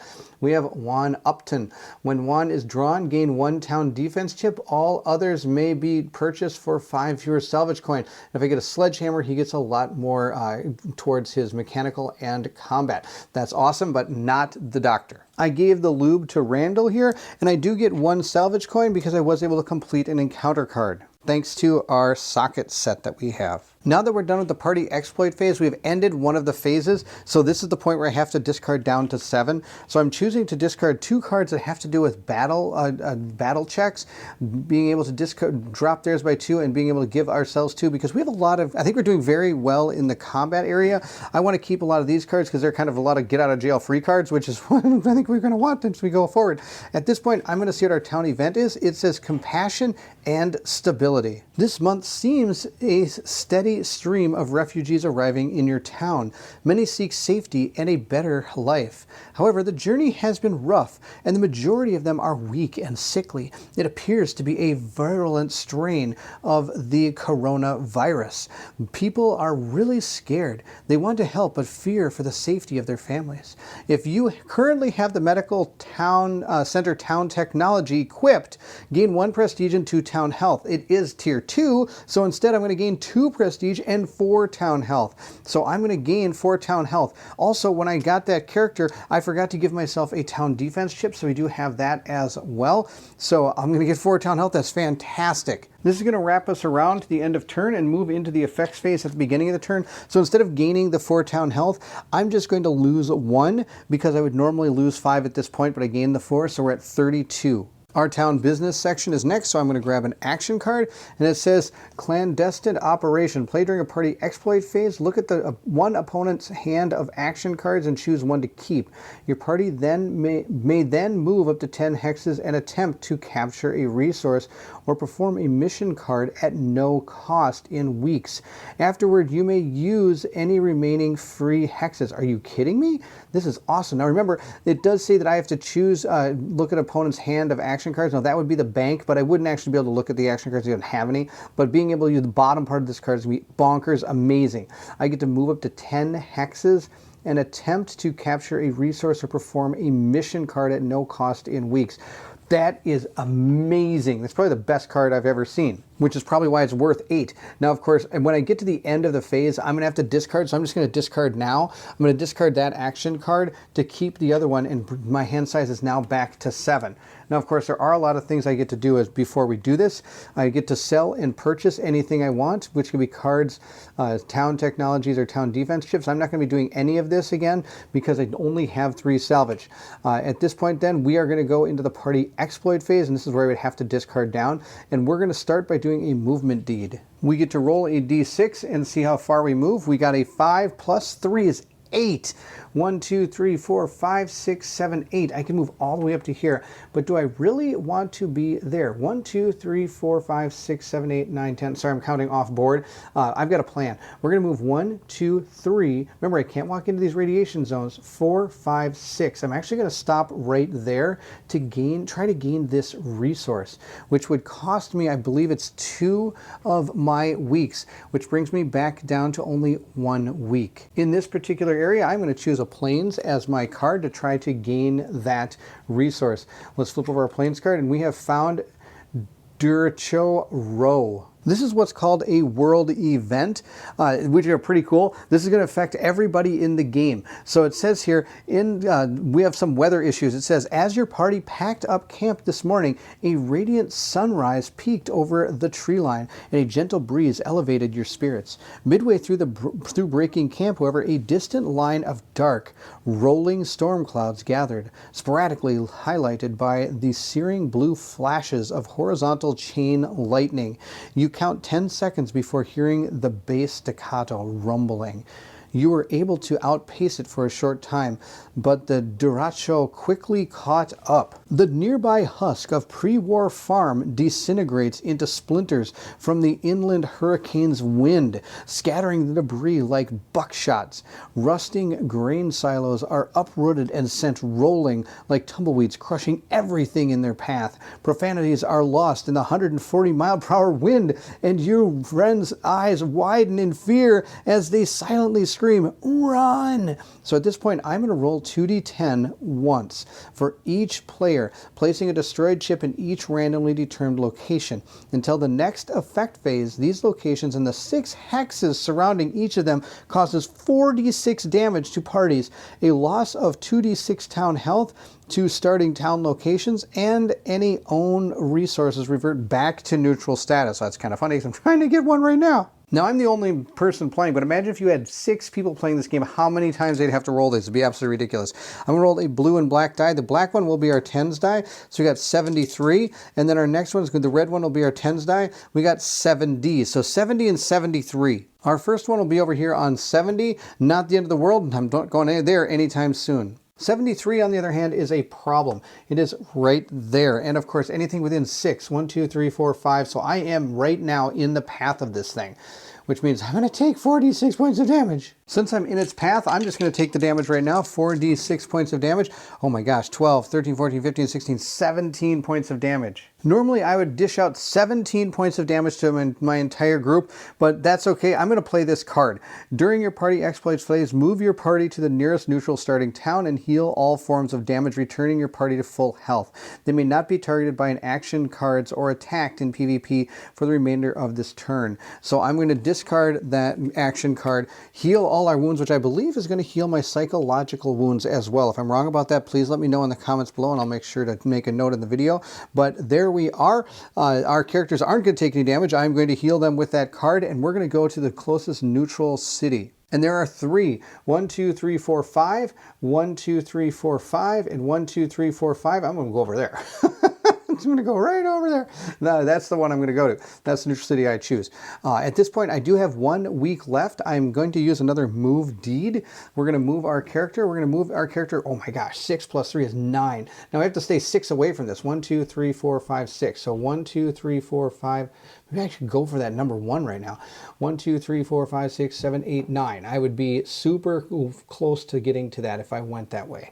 Oh my gosh, that might be the way to go. No, I think we're going to keep our eye on the prize. We're going to go for this one over here. But again, I have to stay 6 away from this thing. So we're going to go 1, 2, 3, 4, 5, 6, 7, 8, 9 over to that plains area right there, which still keeps me 1, 2, 3, 4, 5, 6 out of this range. And I think I 1, 2, 3, 4, 5, 6. I've been out of this range the whole time. Good. Oh my gosh, this thing is out of control. It's in the worst spot known to man. Now I will have to take a 1 week penalty because even after you do a move deed, you do have to do at least an encounter after you're done with this. So we're going to grab another plains and see what we have found this time. Hopefully not another one of these swirling death things here. We have Sole Survivor. This person apparently did not get their torch snuffed and is the sole survivor. A conspiracy of ravens circles above the charred landscape in a sinister aerial ballet. A massive battle has recently taken place here, feasting on the bodies. The birds caw in shrill warning to their brethren at your approach. A trembling hand rises from a gruesome mound of corpses, the bodies entwined in a final twist waltz. Though chapped lips and haggard individuals slowly rest. Water. The badly wounded survivor needs immediate medical attention. So I'm going to gain 2 salvage. So first we'll gain those 2 salvage right there, bringing us to 5. And then I have to do a 3 medical check. I actually am going to pretty much succeed on this automatically. This is the nice one. This is a nice plains card. I don't have to worry about this one. I am going to roll a couple dice, but I don't think I need to roll many. Our medical, the best medical person I have has a 9, and that's going to be Monty. I'm just going to roll a yellow die. If he gets a 10, then we'll have to get another person to do this. He got a 1. So he was able to get 1 success. He could get more if he wanted to. But remember, I also have my town center as well. That gives me 2. So we have our 3 that we need. So we get to draw a character and a spoils card. So the character we have found is going to be Laura Garcia. I have deciphered the code. Let's head out. When Laura is drawn, draw the first mission card with a location and attach it to Laura. Upon arriving at that location, your party member may attempt it at no cost in weeks. So that's kind of cool. She's got a plethora of things. Her best is medical, mechanical, and also survival. This might be a person I start using. I also get a spoils card. Do I get another gun? Yeah, I got another gun. There's so many guns. Okay, I shuffled this deck up, and I'm getting guns all over the place. All right, this got another gun for our characters. Now, I'm not going to use her, but I am going to attach this mission card to her, so that's with her as well if we decide to use her and put that out there. And now we have to equip our gun on somebody. I'm going to give it to her. She now has 2 huge machine guns that she's using. We come to the end of our turn, and I think I forgot to deal myself a town event after I took the action card. So here's our town event. It says, as your faction's influence grows, so does your need to travel swiftly throughout the Fallen Lands. Communications capabilities will help to bring swift justice to the wastes and help provide a shelter for the downtrodden. So if you currently have a computer center town technology equipped, I get a prestige and 2 town health. I do have one of those, I believe. No, I do not have one. So at the end turn phase, I'm going to have, if you do not have a communications center equipped, I'm going to have to roll a die and see what happens. Oh, yuck. All right. So yes, I don't currently have the communications center. It is this town technology right here, which gives you an extra movement. At this phase, we will go into the deal phase. I'll take an action card. I have Lucky Rabbit's Foot. During the effects phase, attach this card to your town playmat. Once per turn, one of your characters gains 1 success towards a skill check. Discard if your town event roll is a 10. All right, well, it's 1 success towards a skill check. That's pretty awesome. I'm also going to deal myself another town event. This time I'm going to remember to hold on to it. And we're going to move into our town business phase, or we're going to continue with our town business phase. I don't have a resource production because that evil storm of death prevented us from doing that. I only have 5 salvage, so I'm not going to buy anything, and we'll go right into our party exploits phase. We have gotten super lucky with a lot of our draws, which is pretty awesome. For example, if we did not have that sword, we would have lost our character. And also making those skill checks against that, I guess, Gorilla Grodd character, we would have lost our entire party. And we're continuing on with our luck because remember this card, Clandestine Operation, we're going to ignore the top part, but it says your party may then move up to 10 hexes and attempt to capture a resource or perform a mission card at no cost in weeks. And afterwards, you may use any remaining free hexes. So we are going to use that action card as well to move ourselves 10 spaces. 1, 2, 3, 4, 5, 6, 7, 8, right into this square where our point of interest is that we're going to be performing our mission at. Now, when we did enter this space, notice there's some radiation. So we're going to have to take 1 radiation damage before we start that mission. The other thing that has helped us out so much in this mission is this bad boy right here, this armored Humvee. Being able to use all hexes that cost 1 movement, it's critical, especially since we have so many of these particular point of interest in these mountainous areas, which would normally have cost me 2 movement every time I would have moved through it. The mission card for this particular spot is going to be, let's see here, it says, choose your own adventure. Oh my gosh, just like when I was a kid. All right, let's check it out. You stand before the mayor of this small farming settlement, Big Jim. He's an old friend of yours and is smiling ear to ear in silence as he pours in you each a 3-finger shot of the good stuff. Pre-war red label Weller Kentucky bourbon. Your mind flashes back to the maddening when you met your patrol rescuing Jim from the clutches of a vicious band of eaters and helping him escape. You stayed in touch over the years and have been close friends ever since. Well, folks, it looks like it's high time I returned that favor I owe you. Take your pick. I have a lot of stuff around here I could use your help with. I'll even throw in an extra to make it worth your while. Y'all know I appreciate you. Cheers. So I'm going to gain 10 salvage just straight up. So we'll put that salvage onto our character board. And then it says here that we get to draw the next 3 mission cards, select one to perform, and discard the others. The 3 we have is the Library of Congress. We have the Sigma 9 Bunker Complex. And then we also have the Rise of the Sky Devils. I'm going to quickly take a look at these and I'll show you which one we're going to do. The mission I've decided for our characters to do is going to be our Sigma 9 Bunker. The reason I chose that one is because the other 2 are going to make me go to location 58 and location 40. Those locations happen to be on the complete opposite side of the board. One's over in, I believe, like North or South of Carolina or Virginia. I think it's more in Virginia. The other one seems to be at our nation's capital, so I am not going to be doing that. Instead, I'm going to place my party in the nearest mountain hex, which is technically only 1 space away, which is super good because that means it's 2 spaces away from our next point of interest. It says here, you have been sent to this area by your faction to track down a large band of Reavers. They have been terrorizing local allied communications here. Unfortunately, rainy weather and floods have forced you to seek higher ground, hole up, and make some long overdue repairs. Climbing up a steep gully, you follow a gravel road to a large cave. As evening falls, you roll out of your sleeping bags. One of your companions discovers a heavy steel hatch near the black wall. Hidden beneath it are dusty stairs leading down to a large room with a working freight elevator.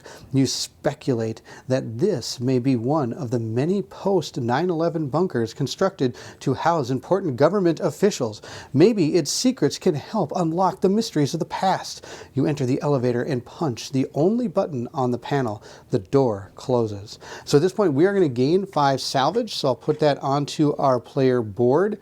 And then we're going to have to test 3 mechanical and 5 of our science one, and then I could, if I want to, do an extra 4, but we'll see how the first 2 go. This first skill check isn't going to be, I think, much of a problem. We do have a very good set of skills for our mechanical set, so let's take a look. I didn't bring the yellow die over because it got a nuclear explosion, which I think is an absolutely awesome symbol they put on the dice, because of course if you get the 10, that means you get absolutely no successes. I think that's super thematic. All right, so we're looking for our mechanical. Our mechanical here is a 9, 10. We already get 1 auto success here. Our mechanical here is 4. He still made his skill check. Our mechanical here is 9, 10, 11.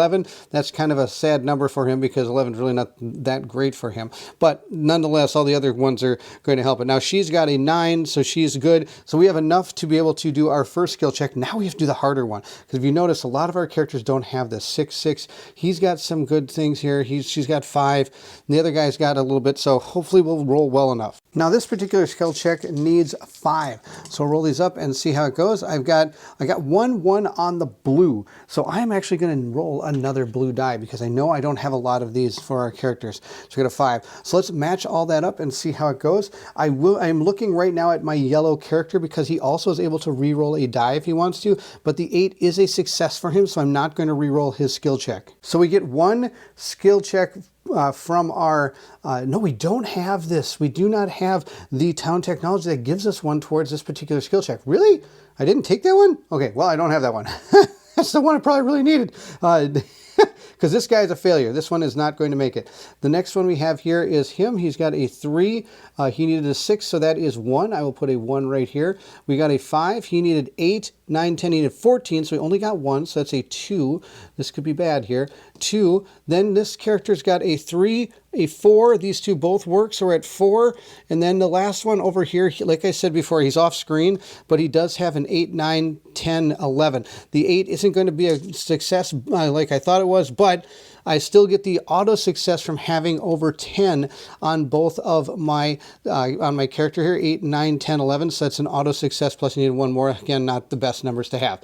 But I did get 5, which is enough to be able to be a success. So it says I get 3 prestige and 4 spoil cards. The car is either really slow or it's a long way down. The doors finally open to a concrete chamber illuminated only by the green glow of a control panel near a giant blast door. You gain access and explore the partially completed bunker. From the looks of things, it was under construction when the bombs fell. It is well stocked and you loot the place. However, it cannot yield any clues of the past. So I'm going to gain 15 salvage coin. There are a lot of valuable tools here from the construction.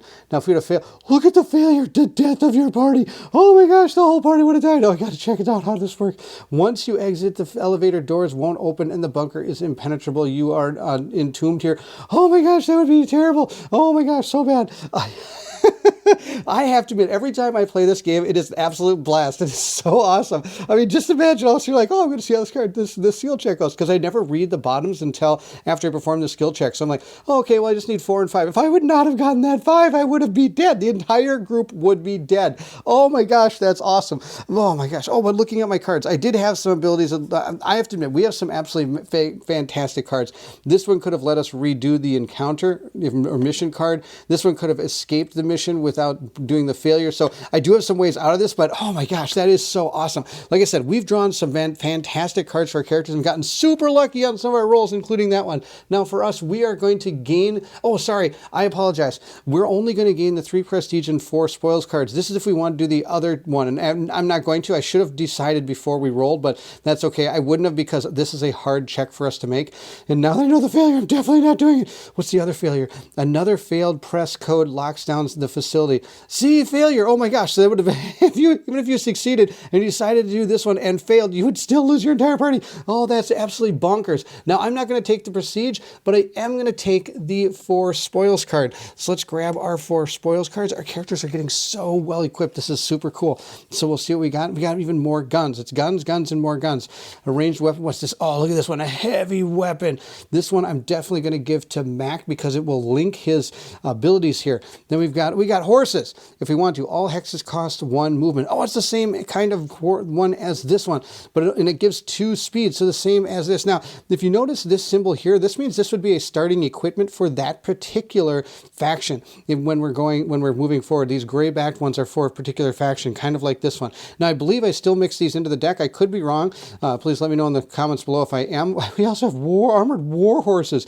All hexes cost 1 movement, same deal, but they do have some different skills down here. Now, this one rolls a black die, but I don't believe I roll these when I'm doing missions and things of that nature. I think this is only used when we're doing encounters that are kind of out in the wilderness, there might be like a vehicles tests and things of that nature. I could be wrong. I can't exactly remember how the vehicles work when it comes to this game, but I know they do get their own set of stats that can be used when rolling. And like I said, you get your normal 5 dice for your characters, but there is also a black die as well, and that one is going to be used for the vehicles when you roll for your skill check. So it could help you, like if we have to do a combat test out in the wild with our whole group and our vehicles involved, you would be able to use that vehicle.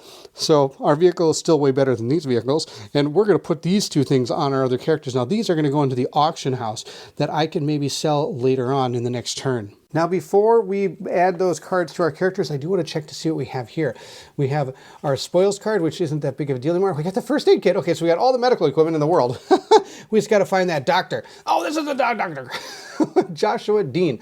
Each time an action card is played on your party, you may cause the initiator to lose 1 town health, wrist rocket, slingshot, flare gun, or sporting goods. I think he's just going to go into our party town roster that we can use, but I am going to equip our first aid kit along with our other 2 weapons to our characters. Our characters are getting super powerful, as you can see. Look at all these stuff they have on them. Now, she's at max capacity. She can still take some more. Some people are at max capacity. He's at 1. He's at max capacity, I believe, 6, 7, 8, 9, 10, 11. No, he's got all the stuff he can hold too. Our characters can still hold even more stuff, but I have been able to link 2 of our characters with their abilities up here. So now he has +1 attack, and he has +2 for his survival because he has a heavy weapon attached to him. Because we succeeded, I do get 1 salvage because of our socket set.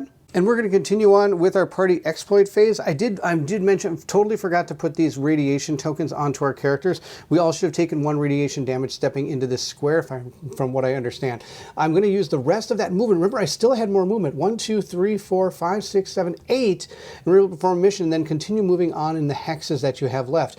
Now, this one was a free move over here because it did say move to the nearest mountain space, so I just chose that one.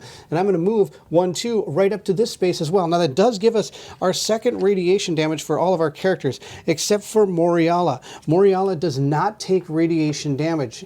Instead, she's going to be able to heal wounds, but she doesn't have any wounds. But she doesn't take any of this radiation damage, but the rest of our party does, which could be sadness.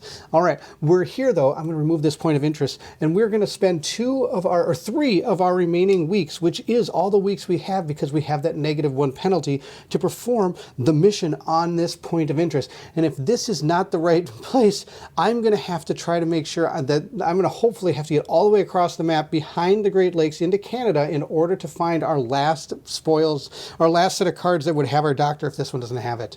We'll draw our mission card and see what we have found. It says a city gone mad. So let's read this and see about our tests. The local townspeople are oddly non-responsive as they usher you through their gates. Not one of them meets your gaze or greets you, as the massive wrought iron gates of the small town clang shut. You have a bad gut feeling. You were sent here to deliver an important message to their leader. It is an offer tended from sheer necessity, the promise of a lucrative trade partnership and protection by your faction. Too late. You realize it's a trap. Carbon composite arrows fired from archers begin falling like rain all around your party. You had better find your way out of here, and fast. So I'm going to receive 4 of our salvage. So I'm going to just grab a 5 and return a 1 to the bank. And then we have to perform the survival and mechanical skill checks. We need 4 survival and we need 5 for our mechanical. So let's roll these dice and see what we get. Hopefully we get enough. Let's roll them up. A couple bombs. That's no good. Now I did get a red one, so I am going to roll another red die into the mix here, and hopefully that will help. We do have the waterworks, so we get one success automatically. It is right here, so we have one. This is going to give us 2. This is going to give us hopefully another one. It does, 3. So we're at 3 successes right now. We just need 4 successes, I think, on this first one. We have 3. This 2, I'm sure, is a success. Yes, it's a success. So we have 4 successes, and then this 8, I'm not sure about this 8 on survival for him. 6, 7, no, this is not a success. So we got a total of 4, and for this particular skill check, we did need 4, so we got it. The next test is going to be our mechanical, and we need 4 for this one as well. So roll up, I got another explosion here. That's no good. Oh, look at all those 9s. That could be devastating. Red failed the mechanical with the bomb. We got a 9 here for mechanical. That is not a success. So I'm going to hold that die up here. That'll be the one we track. I do get 1 auto success from our, the machine shop, thanks to our character that we found right off the bat. I get 1 for that. This one is going to be a 6. He's got a 9, 10, 11, so that is a success. So we're up to 2. I'm getting a little worried here. 9 for mechanical, that's a good one. So we're at 3. And the last one is going to be, okay, hopefully this guy can make it. He needed a 7. He got an 8. All right, so we get to re-roll 1 skill check per time for him. And once per game, I can ignore 1 damage. I've already done that with him. We're going to roll it up. Oh, I got my 5. Oh my gosh, if we didn't get that, we'd have lost. That would have been bad. So he did get the skill check we needed for mechanical. He needed a 7. He got a 4. Oh, that was so close. These are so close every time. Oh my gosh. All right. Now let's look and see what it says here. It says we are going to be able to receive 3 action cards. You smash through the locked wooden door, arrows thunking into the wooden frames. Beside you, shattering the panes. Glass rains down in a trinkling of sharp razor arrows. Oh, I have to choose if I want to do the other one. I'm not going to.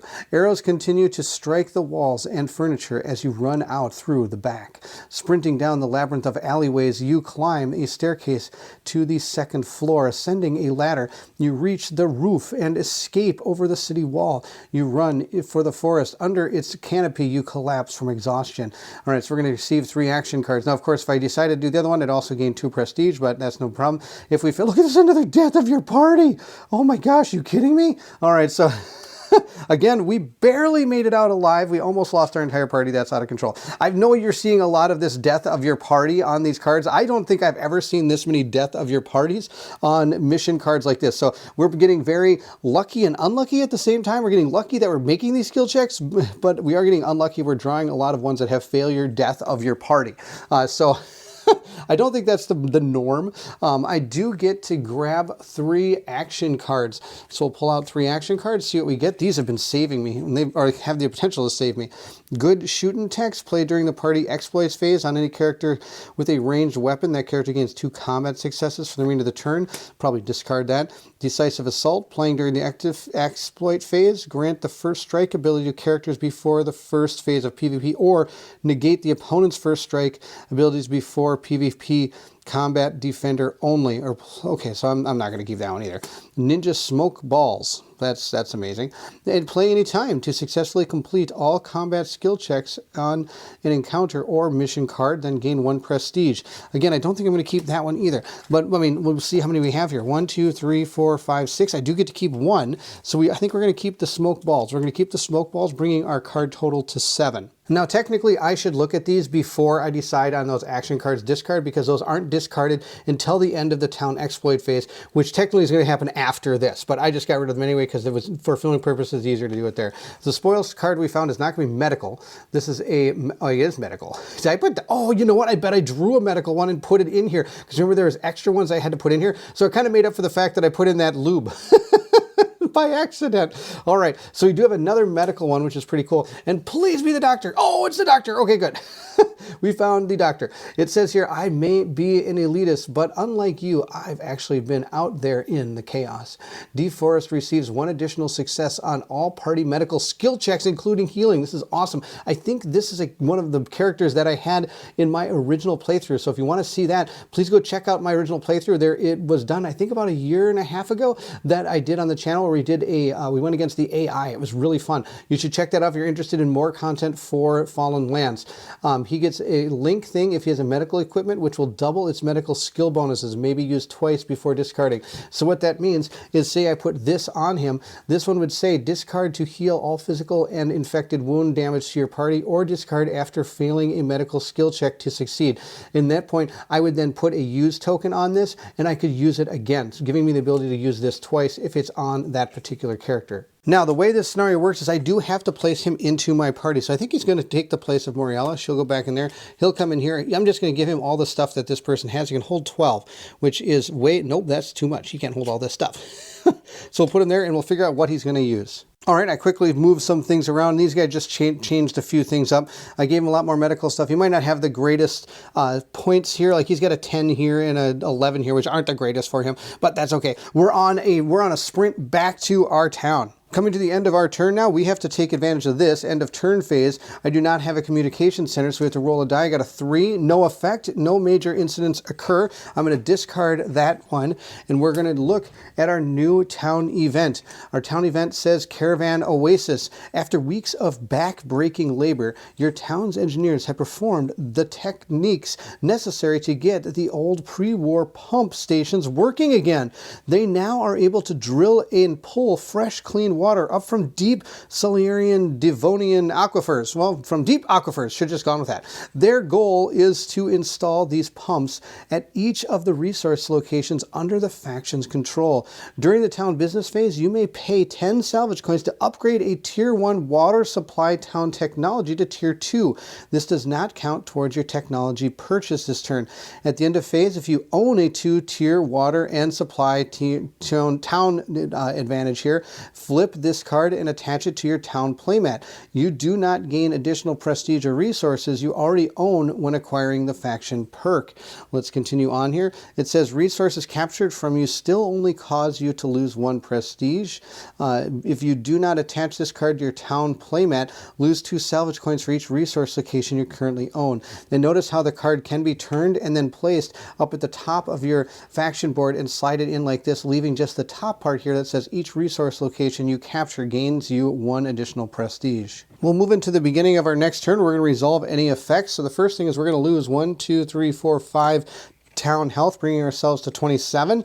And I do get to play my lucky Rabbit's Foot. During the effects phase, attach this card to your town playmat. Once per turn, one of your characters gains 1 success towards a skill check and discard if your town event roll is 10. Now, we're not rolling with town event rolls, so I just get to keep this forever, which is pretty awesome. So we'll attach that to our town playmat, which is going to be super, super good. That's the end of the effects phase. There's nothing else I think our characters do. Oh, I should have gotten 1 more salvage from when we were able to beat that encounter because of our socket set.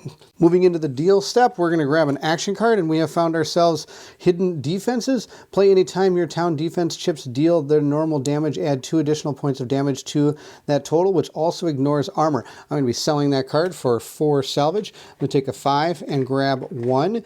This is out of order, but I figure I'm just going to do it now since I've got the camera here. The next thing we're going to draw is a town event card. This should be part of the deal phase. I'll use that at the end of turn.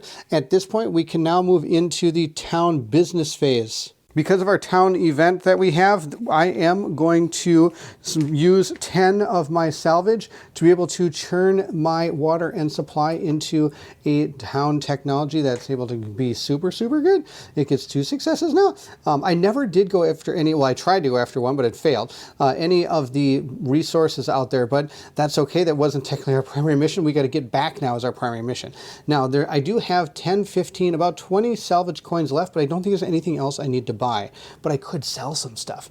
I could sell these guys for 20 salvage because I don't think I'm going to be needing those. Well, you never know. Maybe my my car might blow up. I'm going to keep these, but I am going to sell these for 12. We can sell those for 12 salvage, and that way I have even more. My group is going to be super happy. They're going to bring back so much salvage to their group, and deforest. It's going to be amazing. Now, I could have upgraded another town technology if I wanted to, or something of that nature, because I did have the resources for it, and upgrading this one did not cost did not go towards what I could do for the buy and sell purchase phase of the game. but I'm not going to. We're just going to move. I want to get home. I want to get home. Home sweet home. That's what they say. So we're going to roll our D6 and hopefully get a big number we can get moving here. We got a 5. That's fantastic. Now remember, I am still able to ignore all movement hex cost 1, and because I have the doctor with me, I can move through radiation and not take any damage. So we're going to go 1, 2, 3, 4, 5, and then 1, 2, 3. I'm going to have to do a mountain event. Oh no, these are a little bit tougher,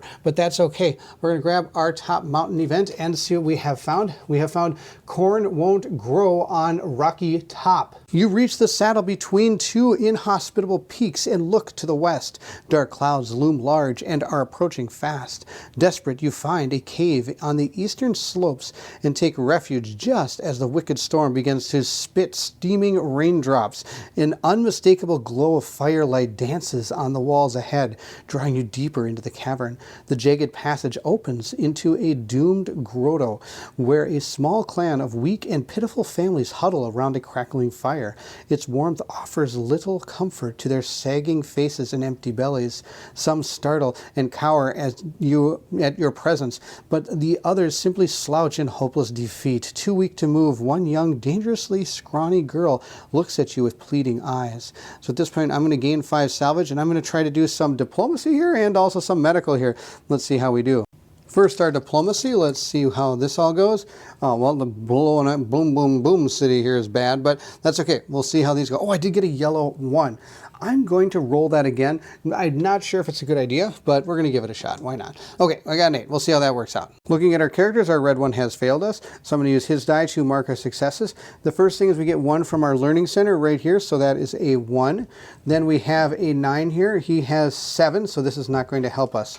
We're going to move into this guy. This guy's going to be awesome. I get 1 additional, so we're already at 1, so we get 2. Then he has a diplomacy of 10, which is another one for 3. Then I get to check to see if that 2, I'm sure, is another one, so we're going to go to 4. I'm sure that 2 is going to help here. 10, yes, he's got 13, so 14, so that's an extra one. So he's already at 4. 8 for diplomacy here. Yep, totally worked. So he had 5, and then look at this. We got a lot. He's got 1 here for 6, and the last one, that 8 for his diplomacy. He has 8, 9, so it's another one. So we got from 6 to 7. We got 7 skill checks. That's absolutely amazing. Wow, we did so good at that. Now, actually, we also need, I think it's 4 medical. I'm just going to roll it right here because we already get a whole ton from this guy, and we're going to see how this goes. Now, actually, medical is not my easiest thing here. We're just going to roll these up and see how this goes. Well, boom, boom for the yellow. That's fantastic. He could re-roll this if I need to, so I'm going to put that over there. He got a 9. 9 is not going to help. We'll get rid of that. We'll use that, actually. Now, I get 2 automatically, so this is why it's going to be pretty easy to do because I have this town technology. This 2 for the red guy is going to be enough. He had a 3, 4, 5, 6, 7 total, so we're now at 3 successes, and the doctor here gives us like $1.5 billion. So he gives us 1 automatically. We have 1 automatically from him, plus we have a 10, so that's 2 automatically, so 3, 4, 5. Then we have 7. He's got 7 more, so that's another one. We're at 6, and the green number here of a 3 is going to be enough. He has 7, so we're going to go to 7 on that one, so I don't need to re-roll the yellow die. We have succeeded on that. We'll check out the success. It says here, gain 1 prestige and 2 town health. You may draw up to 3 character cards. Pay 3 salvage coins for each card. To convince them to you mean no harm, you open your packs and distribute your provisions. By the light of the fire, you weave tales of a better life, and then for them in your town, as they eat their fill and listen to wonder. So I'm going to gain 2 town health, and that's all I'm going to do. I'm going to go up to 29. I'm not going to grab the cards, even though I have a ton of salvage. Let's grab them just to see who they are, because that's half the that's the fun of seeing some of the people in the game. So we have ourselves Casey Reardon. Now, of course, I could switch out one of our characters. We're on our last move here, so I'm not going to, but that person's kind of cool. We have Beatrice Kendall, another medical person. When Beatrice initially joins your party, draw the first piece of medical equipment from the spoils deck and equip it to her. That's kind of nice. She gets that automatically. And then we have Vera Holies. Vera receives 1 additional success on all party technical skills. Another master. Wow, we've drawn so many masters. We've got 3 masters. Unbelievable. That's super uncharacteristic to have all these masters in your party too. That's so good. All right, that's the end of that. I have 2 more weeks left. And our last week is going to be to run back into our town, 1, 2, 3, and we have made it to our town. We have successfully brought the doctor with us with a medical piece of equipment, and our town technology is at 2. It is the powered up town technology, so we have completed this particular scenario. So there you have it. That is Fallen Lands, a post-apocalyptic board game. One of my favorite adventure games played out here, especially in a post-apocalyptic world. I don't think there is one better than this.